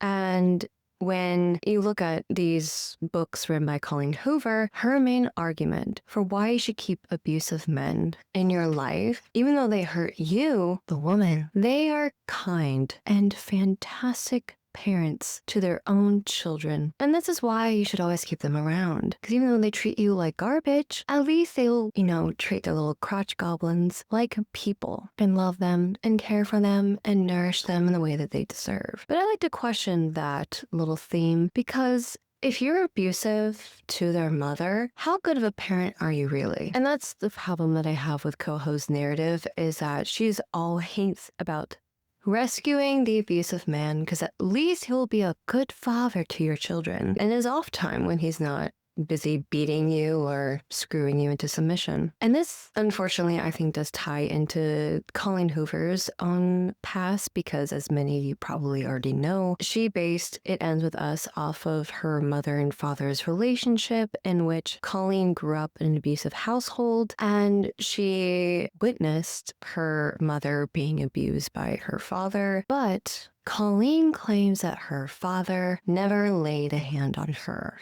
And when you look at her books and how quickly Colleen Hoover is able to excuse the actions of abusive men, knowing how they affect women like her mother, women like millions of other victims that are out there in the world. And when you consider this and how much she emulates these men, defends these men, and even romanticizes them, it comes across as her unwilling to recognize how her mother is a true victim in all of this, and how some men, especially men like this, are not worth saving. They're worth leaving. And it's very strange, because you go from the It Ends With Us message of we should no longer be in this relationship with abusive men, only for her to turn around and defend abusive men in all of her other books. It's very strange to me, because it definitely comes across as like this almost weird Oedipal complex, where she just cannot remove that aspect of her father from her other characters. And I just don't understand this conflicting message with Colleen Hoover's universe, in which we are just supposed to accept these horrible people without asking them to change at all, because that's what happened in her own life. I mean, her mother left, and that was very brave of her. But did Colleen Hoover not learn a lesson from that, from her past? I am so confused, because it just comes across as Colleen Hoover has this, in a sick way, this mentality of, oh, my mom couldn't fix him, but I could fix him, or these other characters could fix him. And I ask the question, for what? For what purpose? Why? It just makes me very sad that women like Colleen Hoover's mother, who took the brunt force of the abuse only for Colleen to be spared, and then to write books about abusive men who should be forgiven, because since she wasn't hurt by an abusive man, well, they can't all be that bad, can they? In Colleen Hoover's universe, the woman must be the scapegoat. She must be the metaphorical punching bag for all of his abuse. But when she comes out the other side, battered and bruised and successful and tying down this horrible excuse of a man, she must turn around and punish other women who weren't strong enough. Or even worse, those who dared to get in the way of her happy ending. God, I am so tired of this woman. And so now that Jeremy has presented himself as this green flag man, this man that is so enamored with his wife that he just can't help but adore her funny little quirks about how she's just so disorganized in her office and she has to write on their child's diaper the names of characters in her book. And Lowen is just so taken with this. She is just immediately under his spell, which didn't take very long, because in the eyes of Colleen Hoover, any man who reproduces is redeemable. So Jeremy is putting out all of these green flags in Lowen's direction. And in the world of Colleen Hoover, that should be an immediate red flag that this guy is being too normal, because something terrible is about to happen. And something terrible kind of does happen. And Lowen, once she has come into the shrine that is dedicated to Verity, I think she's already dead, despite the fact that she is hired to write this entire book, I kid you not, does not write a single this entire time. Instead, she just gets the next book online in Verity's series and reads it in 3 hours. So Lowen is now sifting through Verity's things in order to try to find some outline for the next book that Verity probably just kept lying around for how she planned to continue the series, because again, she is hired for a job that she is very unqualified for, and she's at a complete and utter loss. And that is when she stumbles upon the infamous manuscript. The manuscript that is all about Verity. And by Verity, I mean the character of Verity, and also the truth of her relationship with Jeremy, and also what happened to her children. It is a truth of what became of all of them. It is a truth of how everything tragic to her ever came to pass. Or is it? This manuscript is apparently an autobiography written by Verity called So Be It. And this is when we get the author's note. The thing I abhor the most about autobiographies are the counterfeit thoughts draped over every sentence. A writer should never have the audacity to write about themselves unless they're willing to separate every layer of protection between the author's soul and their book. The words should come directly in the center of the gut, tearing through flesh and bone as they break free. Ugly and honest and bloody, and a little bit terrifying, but completely exposed. An autobiography encouraging the reader to like the author is not a true autobiography. No one is likable from the inside out. One should only walk away from an autobiography with, at best, an uncomfortable distaste for its author. I will deliver. This manuscript is insane. I'll tell you that much. First, it delves into Verity and Jeremy's relationship, and then the gentle progression of their family, going from being just a couple, happily in love, to the unwitting parents, to twin girls and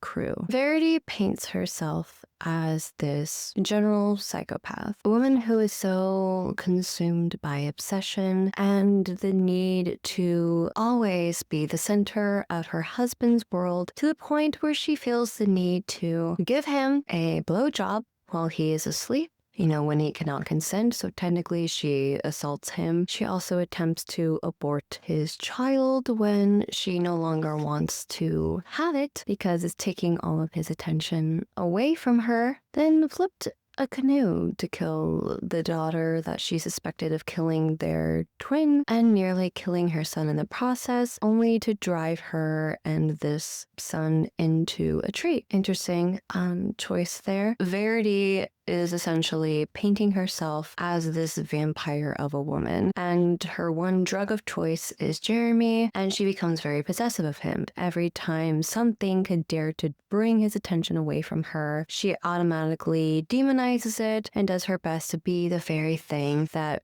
many red pill incel men expect of women, being super skinny even when they are pregnant, to the point where she even starves herself during pregnancy, being thankful that she got a C-section so that way her pussy could stay nice and tight for Jeremy, so that way he wouldn't complain of her being too loose. And to always, be willing to either initiate sex or to have sex with him, even if she's not really in the mood, because at least then he's finally paying attention to her. So in this manuscript, keep in mind, this is a woman who just lost her 2 children in freak accidents and who is dealing with the grief and loss of that. She is using this as a writing exercise because her therapist told her to, in order to, work through this issue. She's just trying to find a semblance of control in her life. So even though I don't quite understand Verity's motivation, because here's the thing, my headcanon is that the manuscript is a writing exercise, and Verity's confession in a letter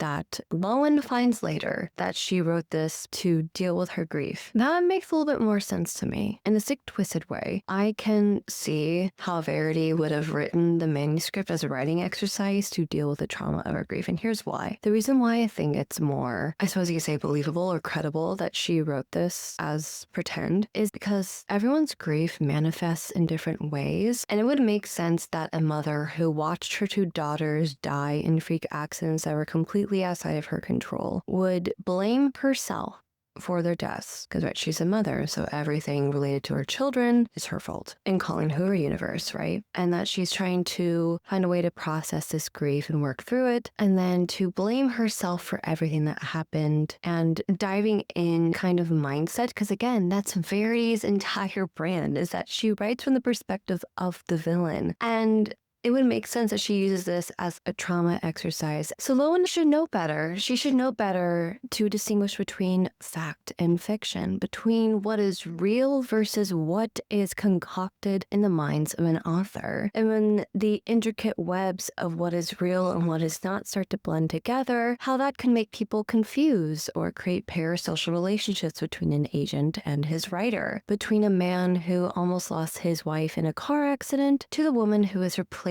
his wife in her new book series, only to end up in a romantic relationship at the very end of this book. And I think this book proves so much to me that Colleen Hoover is a hypocrite in her own right, where she can go from Lowen accusing men of misinterpreting who she is to misinterpreting who Verity is within a couple of chapters. Someone who just complained about how men just read her books and assume that she's the exact same thing because they lack the social intelligence to be able to differentiate between a writer and what they write, only to do the same exact thing, the author. Lowen herself should know that not every author writes what they know, but that they can explore various characters and various mindsets, and explore what their lives would be like in this scenario, almost as if they are voyeurs into the lives of fictional characters that they manufactured in their heads. And this is why self-insert characters can be so dangerous, because sometimes the authors themselves can even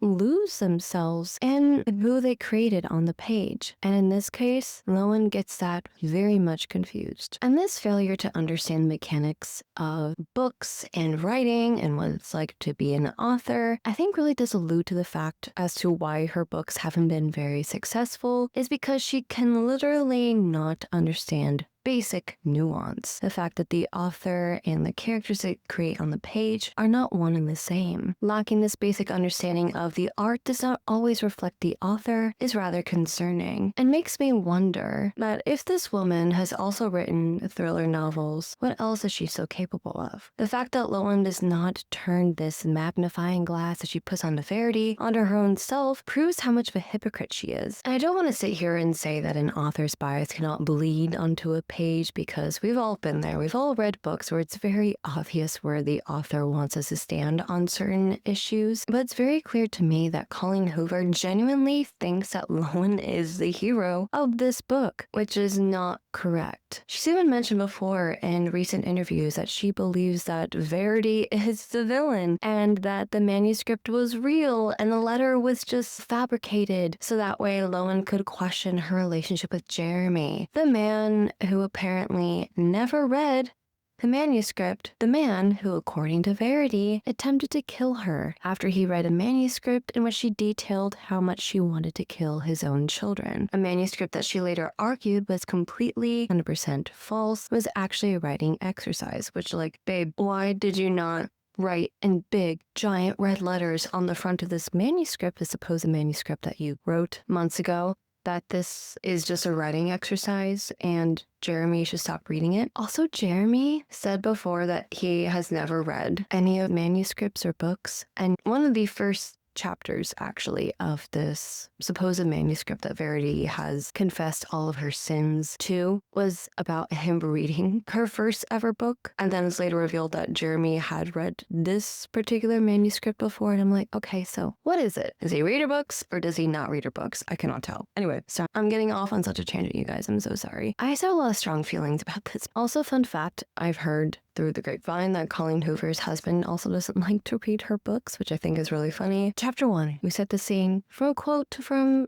another author with a questionable reputation. Find what you love and let it kill you. Charles Bukowski. Truer words had never been spoken. And this is how Verity begins her manuscript, going back in time to when she first met Jeremy. Until that moment, the idea of love had always felt very manufactured to me. A hallmark ploy, a marketing scheme for greeting card companies. I had no interest in love.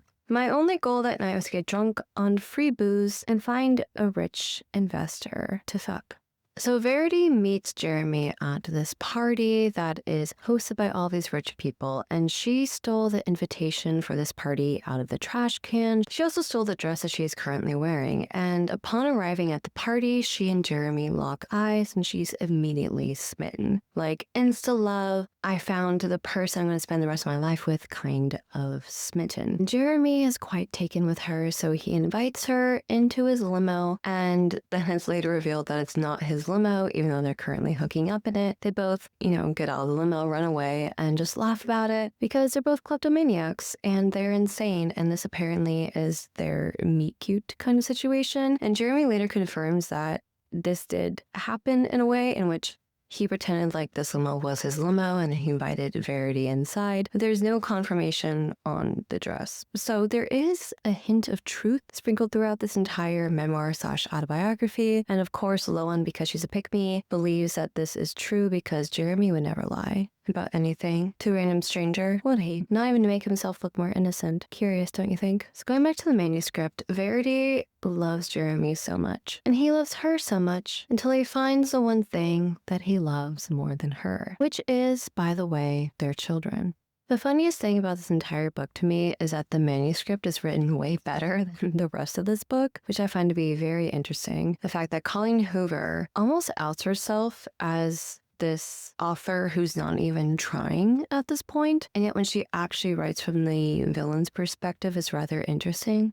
Maybe Colleen Hoover could take a page out of Verity's book, and then maybe just then she would be a better author. So in chapter 5, Lowen feels some sort of remorse for reading this very personal diary-esque sort of book, and she feels like maybe she shouldn't keep reading it, even though she still does, because of course, why are we surprised? This woman has no semblance of self-control. And even though she pretends to be like, this sweet, nice, well-mannered girl, she's not. It's all a facade. It's all fake. Because again, she's really not a good person. And she proves it time and time again in this book. And yet, in the eyes of Colleen Hoover, she's still not a villain. Interesting. So Lowen, because she's trying to not be in the office, so therefore she is not tempted to read more of the manuscript, she leaves the office only to hear weird creaking noises from upstairs, more specifically from Verity's bed. And then she has this horrible idea that maybe, just maybe, Jeremy is taking advantage of his bedridden wife. But that's not the case, because apparently her bed is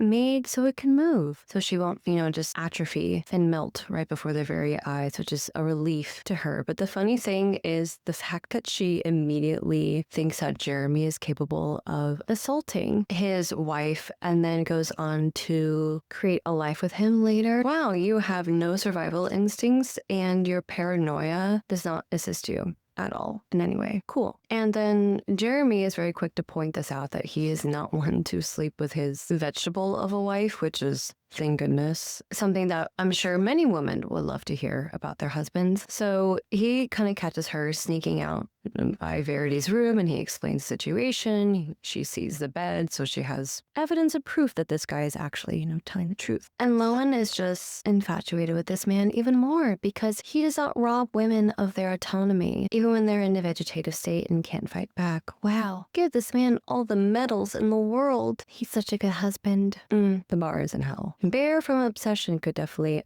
take some tips from Jeremy. And then they go down to the kitchen and Lowen finds herself very much affected by Verity's manuscript. I can't even make eye contact with him. All I can think of when I look at him is part of Verity's manuscript I read where she mentioned his hand between her legs at the Steak and Shake. Because, oh yeah, they boned and moaned at the Steak and Shake. And she's like, God, I shouldn't have read that. Now I'll be blushing every time I look in his direction. He has really nice hands too, which doesn't help the situation. Ma'am, this woman is married to your technical employer. The least you can do is show some command and respect or self-control. And Lowen, because she's desperate to find answers on how to do her job, because she's capable of doing it on her own, asked, did she ever talk with you about the series she was writing? Like what she had planned for the characters, the ending? Oh, Lowen, it's so cute for you to assume that Jeremy listens to his wife when she talks. That's adorable. And then Jeremy, just proving that he doesn't listen to what his wife says. He's like, if she did, I can't remember. Before her car wreck, it had been a while since she'd written anything or even talked about writing, right? Because it was following the death of her children. And this should have been a sign that maybe, just maybe, Verity was not as bad of a mom as the book will later paint her out to be, because she was too depressed to do the one thing that she claimed to love more than anything in the world. Maybe that was because she didn't actually hate her children. No, we're not going to think about that. Okay. Cool. And they move on from the concept of talk about Verity to talking about Lowen's problems now. I'm sorry about your mother, by the way. I'm not sure I said that when you told me that in the coffee shop bathroom. And it's because of this, the fact that he acknowledged that her mother is dead automatically makes him so much better than Corey and every other man that she's ever been around, because he did the basic human thing in acknowledging that death is sad. Finn is curious about the last line in Verity's manuscript, so be it, when she said, until he discovered the one thing that meant more to him than I did. The sentence is ominous. It's almost as if she were setting up the next chapter to reveal some terrible dark secret about this man. Or maybe it was a writing strategy, and she's going to say he's a saint and that their children meant more to him than she did. Thank you for explaining how a cliffhanger works, Colleen. Really appreciate it. And then, of course, because Lowen is finally now curious, she starts to give him this test, this litmus test of sorts, to test how truthful the manuscript is to the real life, and she finds that it actually is quite close to home. How did you and Verity meet? How did you guys meet?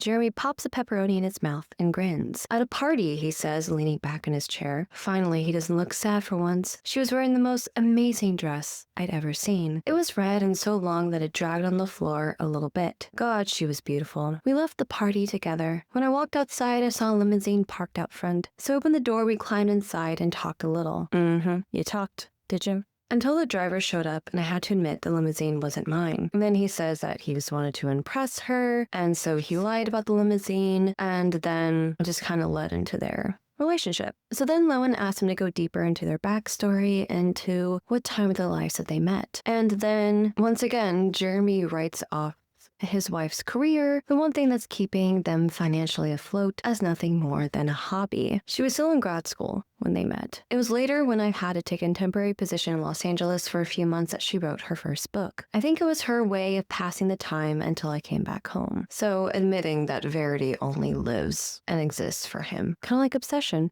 Interesting. She was passed up by a couple of publishers at first, but once she sold that first manuscript, everything it all happened so fast. Our lives changed practically overnight. And then Lowen asks him, how does she handle the fame? And one thing that he later tells her to be prepared for. And then he tells her, I think it was harder for me than it was for her. Because you like being invisible? Is it that obvious? He asks. I shrug, fellow introvert here. He laughs. Verity isn't your typical author. She loves the spotlight, the fancy events. It all makes me uncomfortable. I like being here with the kids. I don't necessarily think that this is just Jeremy being like, oh my God, he's such a good father. I think he just doesn't like it when Verity gets the spotlight and he does not. He preferred to stay with his children rather than go and celebrate his wife and all of her accomplishments, because he wants to exist in a world in which he is the one that is more loved than Verity. He wants to exist in this manufactured kingdom that he constructed, in which he is the one in power, in which he is the good parent,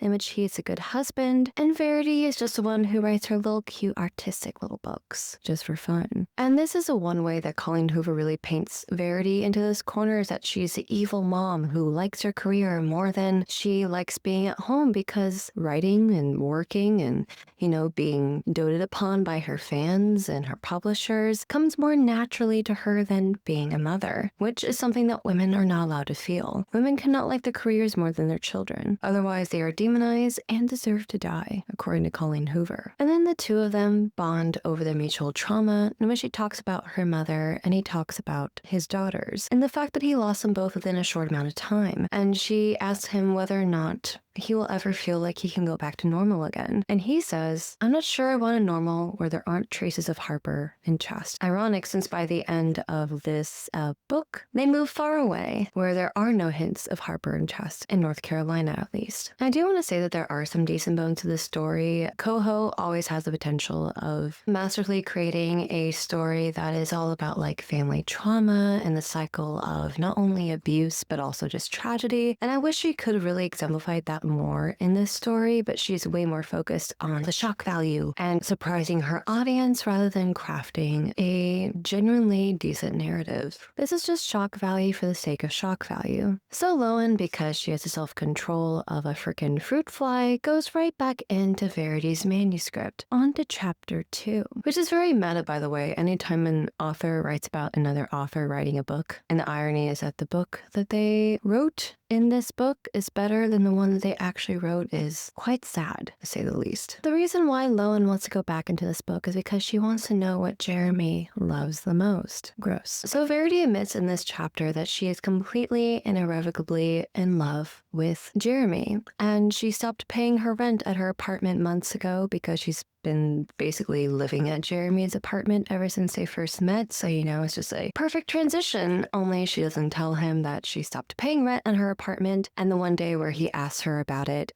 she tells him, and he freaks out. Not because he doesn't want her to live with him, but because she chose to live with him on her own terms, because she was the one who dictated this next step in their relationship and not Jeremy. Because remember, Jeremy needs to be in control at all times, even when it comes to her career. Because as we later found out, Jeremy is the one who actually encouraged her to become an author. Everything that is in Verity's life is there because of him. And the minute that she steps outside of this submissive role and actually allows herself to have any kind of autonomy or agency outside of him, he gets upset and punishes her for it. It's really funny to me how Jeremy responds to this. It's like, honey, your girlfriend never leaves. All of her crap is in your closet, and you're surprised that she moved in. Use your big boy brain. And then this is when we have the first mention of Verity biting the headboard in order to stifle her passionate screams during their lovemaking.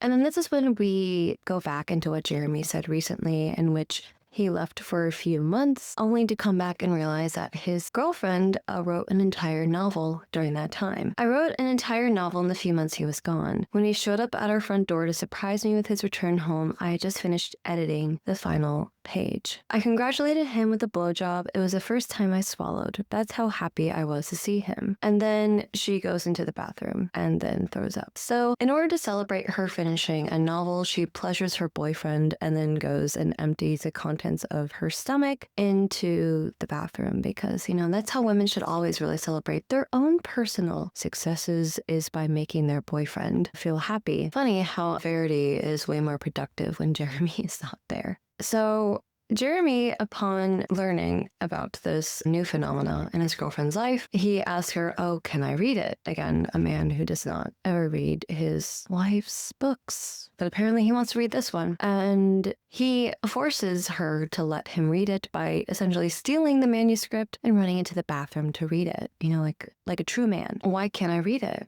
Did you write this? He asked, spinning in my desk chair to face me like a true James Bond villain. Yes, but I don't want you to read it. Why can't I read it? It needs work. That's fine, he said, backing up a step, but I still want to read it. I don't want you to read it. Don't we just love it when a man can't take the word no and just accept that? He gathered the rest of the manuscript and tucked it into his chest. He was going to read it, and all I could think about was stopping him. I didn't know if it was any good, and I was scared, terrified that would make him love me less if he thought I was a bad writer. So Jeremy winds up locking himself in the bathroom because, believe it or not, it's not just women that he wants to lock inside rooms, but also himself. Remember, that is his kink. And then he comes out. And he is just so happy that he tells her, you're fucking brilliant, and I hope you're ready. And she's like, for what? And he's like, for fame. Your writing is going to make you famous. Your mind is incredible. If I could fuck it, I would. No, it's days like this that I really am tired of men, even men that are written by women, because they're not that much better. And then she asks him, are you saying that because you believe it or because you love me? And he avoids this question. And then he's like, marry me, Verity. Oh yeah, he says this while he's still inside of her. He proposes to his girlfriend, his brilliant girlfriend, while they're getting down and getting dirty, because that's romantic. But then later, disaster strikes because Jeremy, much like every other Colleen Hoover MMC, does not believe in protection. Because just like Colleen Hoover, they also have a pregnancy kink. And they really want to, just lock these women down and baby trap them, because all of these books are basically just conservative trad wife propaganda. And then Verity, in order to close out this chapter, she says, for 2 months, we looked back on the night as a night we got engaged. For 2 months, I would grin every time I looked at my ring. For 2 months, I would tear up when I thought about what our wedding would be like, what our wedding night would be like. I'm guessing it's going to be very similar to all your other nights together, but okay. And then the night we got engaged became the night we conceived. She's pregnant. What a shock. And here is where it gets real. The guts of my autobiography. This is a point where other authors would paint themselves in a better light, rather than throw themselves into an x-ray machine. But there is no light where we're going. This is your final warning. Darkness ahead.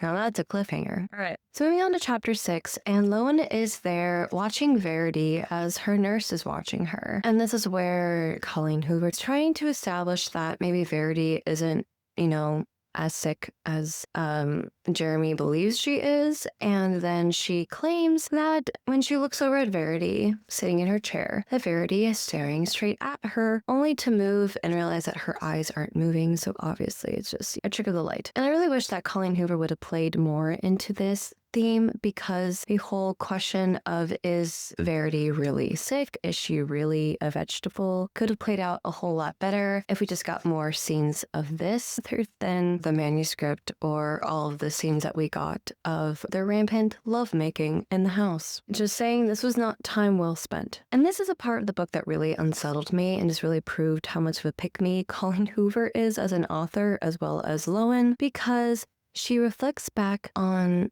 her father and how much of a good guy she was. Why is she thinking about her dad, you may ask? Because Jeremy. And he just reminds her so much of her father. You know what?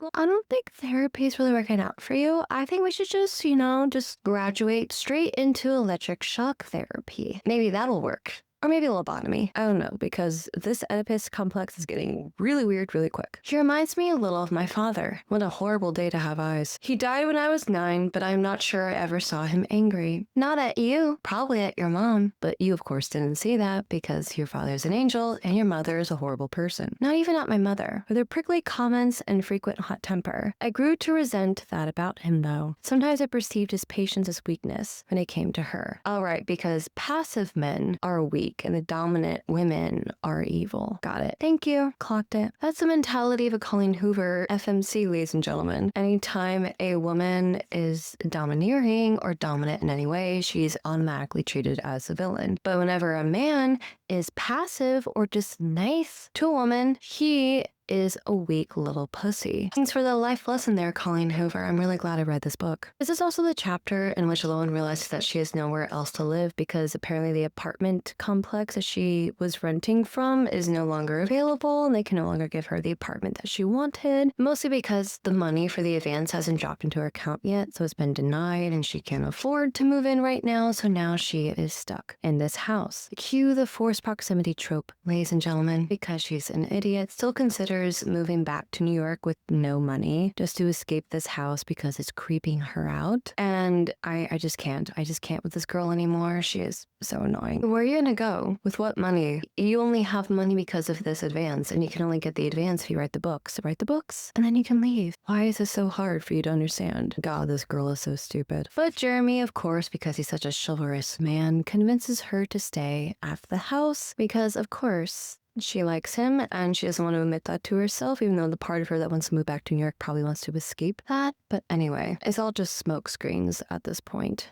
And then because Lowen is weak, and I'm pretty sure Jeremy is also, trying to seduce her a little bit, Jeremy is not such a Boy Scout as Lowen would like to paint him out to be. So Lowen, of course, because she's reading so much about Jeremy and Verity's sex life, is starting to become enamored by him. And then she just can't help but watch him as he walks outside because he wanted her to see this unobstructed view, the reason why Verity got the house in the first place. And then she says, it's hard looking at him and not thinking about sex now. Not that I want to have sex with him. I know he was her inspiration for several of the men in her books, and it makes me wonder if I need to view him as my inspiration as I tackle the rest of the series. Oh, so now you're rationalizing how you're sexualizing Verity's husband. Okay, cool. I mean, it's not the worst thing. Being forced to step into Verity's shoes and visualize Jeremy for the next 24 months as I write. Visualize him doing what? The back door slams shut, and I tear my eyes away from Jeremy. April is standing on the patio, staring at me. Her gaze follows the path of mine, and then she cuts her eyes back to me. She saw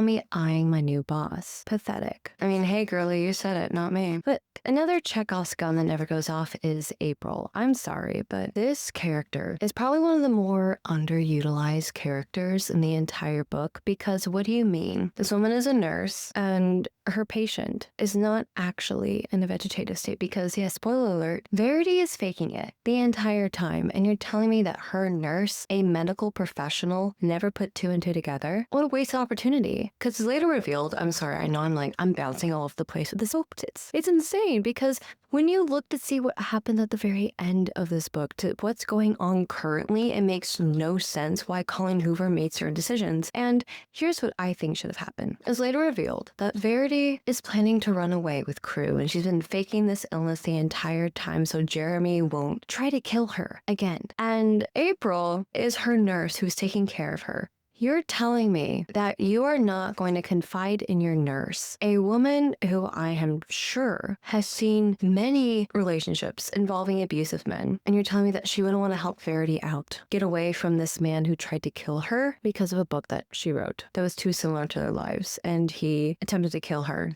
based off of this manuscript. And also, Verity, why did you just leave that manuscript lying around? There were several occasions in which Crew and Lowen and Jeremy left the house, and you're telling me that Verity, a supposedly smart woman, can go down into the office and burn the manuscript or get rid of it, like put it in the hole by her bed? Why would you just let this random woman read this manuscript, knowing that the contents of it made your husband want to kill you later? And you just, thought that Lowen wouldn't be mad at you too, or discuss it at you too? Criminal mastermind over here, I guess. Anyway, so going back to the original story, I can't critique this book anymore. I'm already at my wit's end with it. Lowen is looking out and watching Jeremy take down this dock, shirtless, and he looks so hot and cute while he does it. And then she sees Crew, and he's waving up at the house, but not at her. No, he's looking up at Verity's bedroom window. And Lowen freaks out. So she runs up to Verity's bedroom to go see whether or not Verity was there, standing at the window, waving back. But no, she's on her bed. The TV is shut off. even though Jeremy turned it on earlier. And now she really is suspicious that something is rotten in the state of Denmark. Shouldn't hear because later on we learn that Verity is not actually in a catatonic state. Anyway, going back to the manuscript, because again, Lowen just cannot help herself. In this chapter 3, trigger warnings for fat phobia, Verity really delves into the early 2000s fat phobic ideology that women need to stay thin in order to keep the men in their lives, their husbands or boyfriends, in order to keep their attention. And this also delves into her extreme body dysphoria. I'm gonna look it up later, but this delves into her extreme insecurity with her own body, that if she becomes too fat, then Jeremy will not love her anymore. So she feels this excessive need to work out and stay thin, despite the fact that she is, eating for two now, essentially. I know I was pregnant because my breasts looked better than they had ever looked. Great. I'm very aware of my body, what goes into it, how to nourish it, how to keep it toned. Growing up watching my mother's waistline expand with her laziness, I work out daily, sometimes twice a day. I learned very early on that a human is not merely comprised of only one thing. We are two parts that make up the whole. We have our conscience, which includes our mind, our soul, and all the intangible parts. We have our physical being, which is the machine that our conscience relies on for survival. If you fuck with the machine, you will die. If you neglect the machine, you will die. If you assume your conscience cannot live the machine, you will die shortly after learning you are wrong. This again just shows how much of Verity's entire identity revolves around keeping Jeremy happy, because she doesn't want to get too fat, or else she will become unattracted to him and he won't love her anymore, because apparently, according to her, his love for her is contingent upon how often she can give him, spicy, sexy times and how attractive she looks, which is directly related to their spicy times, because if he's unattracted to her, he won't keep wanting to sleep with her, which will then make him lose interest in her and, go and sleep with someone else, like a hot new young model of a writer who is swooping in to replace you and write your last 3 books of your series. It also taps into that weird mentality that if women let themselves go, then we deserve when men cheat on us, because that's how that works. And this is also when Colleen Hoover fully leans into how much of a pregnancy kink she has, because Jeremy cannot shut up about the babies. He just always has to have his hand on her belly, talk about how excited he is for the kids to come, and he just cannot wait. And Verity is quite meeting him where he's at. I tried to force myself to smile when he talked about them. I would act like it filled me with joy when he rubbed my stomach, but it repulsed me, knowing he was only doing it because they were in there. Even if I delivered early, it didn't matter. Now that there were 2 of them, right, because she has twins, my body would suffer even more damage. I shuddered daily at the thought of them both growing inside me, stretching my skin, ruining my breasts, my stomach, and God forbid the temple between my legs where Jeremy worshipped nightly. How could Jeremy still want me after this? And again, I think this book really touches on something that is not delved into too deeply when it comes to books like this, when it comes to tokophobia, when it comes to body dysmorphia, when it comes to pregnancy, the fact that women are terrified of their bodies changing in this very drastic, traumatic way, and then are consequently also blamed for it because, God forbid, we just want to be, normal human beings and have control over our bodies, and we don't like the idea of something destroying us from the inside out. Believe it or not, not everyone is exactly thrilled at the idea of a parasite slowly sucking our body of its nutrients. And again, I'm not here to say that being a mother is a bad thing. I'm not saying having kids is a bad thing. But I think it's really sad when authors like Colleen Hoover demonize women for having these, in my mind, very natural thoughts, these fears of my body is no longer mine, I am no longer in control, and mourn the life that they lost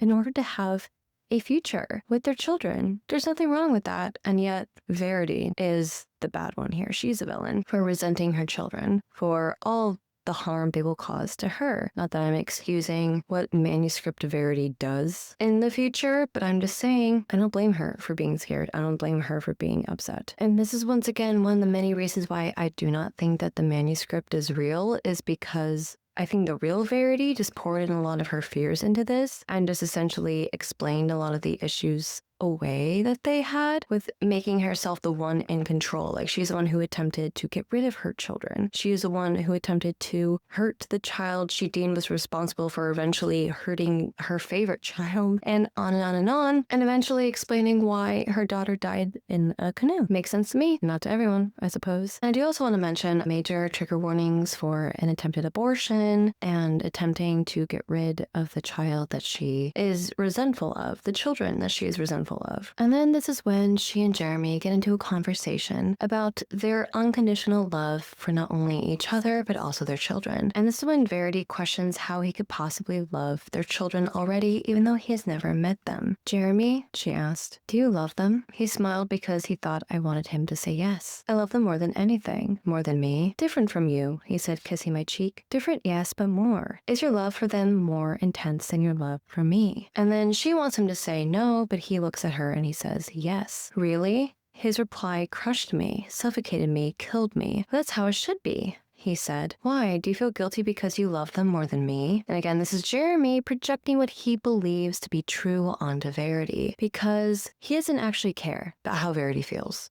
About the babies, about being a mother, nothing. He just wants her to be okay with it. He believes that it is natural for her to love her children more than him. That's just what he assumes. He never actually asks her, what's going on? Are you okay? What is your mental health like right now? No, he doesn't care, because in his mind, everything is fine. Because if he would actually ask her a question and get something that he didn't like, then that would just be too difficult for him. And he cannot live in a world in which he and his wife are not on the same playing field. So I think this is one of the many reasons why Jeremy did baby trap her, is because he wanted to, dominate her in some way. And one of the many ways that you could do that as a man is to get them pregnant using unprotected sex. Fun. That's how it should be, he said. Why? Don't feel guilty. He said, I want you to love them more than you love me. Our love for each other is conditional. Our love for them isn't. My love for you is unconditional, I said. He smiled. No, it isn't. I could do things you would never forgive me for, but you'll always forgive your children. I mean, technically, he's not wrong. He did not forgive Verity for potentially killing their children. Again, Jeremy projecting his own ideology onto Verity, not even asking her for her opinion, because, again, her opinion doesn't matter. So I'm not going to read this part because it is quite horrific and it did make me nauseous while reading it, but it's with this confession that Verity goes and tries to abort her babies with the coat hanger method, and nothing comes of it, obviously, because she does eventually give birth to these twin girls, one of them who has a scar on her face, supposedly from the botched coat hanger attempt. And she also tries to get rid of them through taking sleeping pills, drinking wine, anything she can do, just end the pregnancy outside of getting a real abortion. I guess that didn't exist in New York during this time. And again, this is the part where I really wonder how anyone can not possibly see Jeremy as a villain, because to him, Verity is this vessel through which he can readily consume her body and her mind, projecting his own beliefs and ideology onto her, while also reaping the benefits of being with her. Their house is paid for thanks to her books, thanks to her career. He has children thanks to her. He gets everything that he could ever possibly want out of Verity, and Verity gets absolutely nothing in return. Not even the freedom. This is the part that I actually think is real. She's had to lie to get time off from the children and even force them to go to daycare because she needs to be able to work. The thing that's paying for their bills that Jeremy just doesn't think that she should value more than their children. Okay. And this sort of mentality really proves to me what Colleen Hoover truly feels about women. And again, we are speaking from a perspective in which an author's biases really do bleed into their work, because this is something that we see throughout all of Colleen Hoover's books, that women are not allowed to like the career more than their own children. They are not allowed to have body dysmorphia when it comes to pregnancy and their bodies after giving birth. They are not allowed to have any agency of how their bodies are treated when it comes to breastfeeding or potentially giving their children formula. They are not allowed to regret having children or even consider aborting their children. They're also not allowed to be jealous of how much their own husband favors their little demon spawn. After all, that would make them evil, wouldn't it?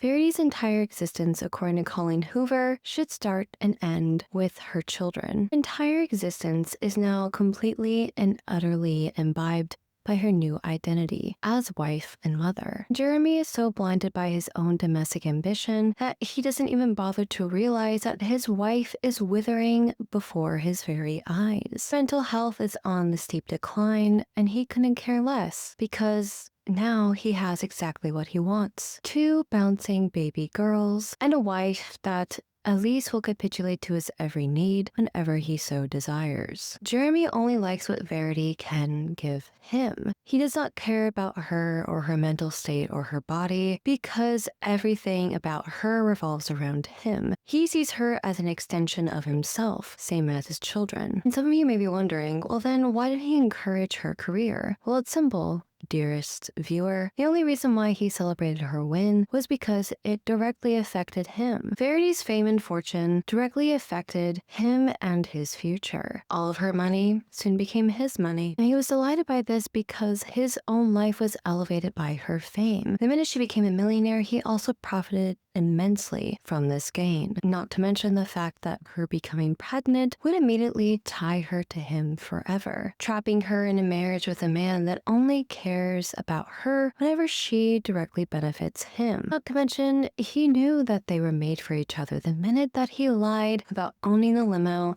only for her to brush it off like it's no big deal. Because this told Jeremy that Verity was willing to overlook all of his flaws and give him countless second chances, which benefited him as well because that meant that he would never have to change. Because his biggest flaw, his inability to be open, honest, and vulnerable with the person that he potentially loves, was never going to be punished. It was always going to be rewarded with more and more benefits aimed at his direction. This man could act like an utter piece of garbage and go home, be able to rest his head on his pillow and have a nice, sound, peaceful night's rest knowing that she would love him no matter what. Verity enabled Jeremy in his own mediocrity, never once challenging him to become the best version of himself. But Jeremy encouraged it in Verity because that would mean that she would have to do all the work. She would have to sacrifice her body in order to have the children. She would have to sacrifice her own time and energy in order to pay their bills, keep the lights on, afford the mortgage on their amazing lakeside house in New York. Funny how that works, don't you think? But women are the true gold diggers, apparently. Jeremy is the biggest leech that I think I've ever experienced in a Colleen Hoover book. I've only read a couple of them, but it's honestly staggering to me that Lowen sees Jeremy as a prize to be won, not yet recognizing that Verity is a real trophy in this situation, and Jeremy is just a trophy husband.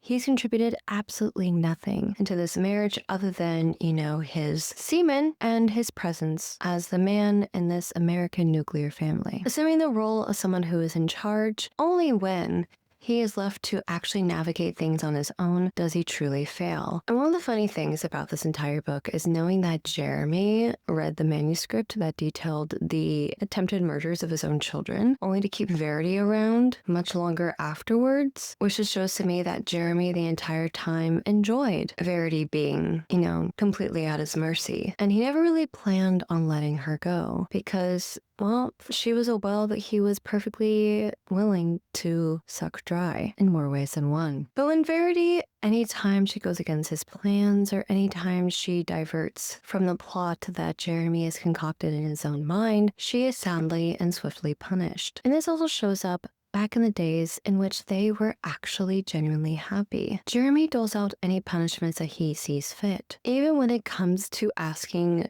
Verity to marry him, because what better punishment is that? After all, Jeremy is the one who needs to make the decisions in his own marriage, otherwise he is not happy. And then he becomes quite scary. Everything in their lives is on his terms. Her pregnancy was on his terms. Her career was on his terms. Their marriage was on his terms. He's the one in the driver's seat and Verity's just along for the ride, in more ways than one. The scariest thing about Jeremy, despite the fact that he wanted to kill his wife after reading her manuscript that was a writing exercise, is that Jeremy expects women to jump through hoops for him in order to make him happy. Because he treats himself like the true prize to be won, not realizing that he is nothing more than a participation trophy of a man. Lowen, like Verity, must give everything to him. Later on in this book, and also the bonus chapter, must sacrifice her mind, body, and soul in order to make Jeremy happy. Even scarier, much like another character in a certain movie that I watched recently, Jeremy is not satisfied when he gets everything that he wants. Even though he basically coerced Verity into becoming the very vessel through which he can explore a life that he would never been able to provide himself, he is still not satisfied. He later on tells Lowen, the woman who will soon replace his wife, that he never really felt an emotional connection to her, instead resenting Verity for the fact that she gave him everything that he ever wanted, and it still wasn't enough. He still wasn't happy. It still wasn't enough to satisfy him and his urges, because there is no greater curse in the world than getting exactly what you want. You may be wondering to yourself, well, Maddie, maybe he's just rationalizing this in order to excuse the fact that he is going to cheat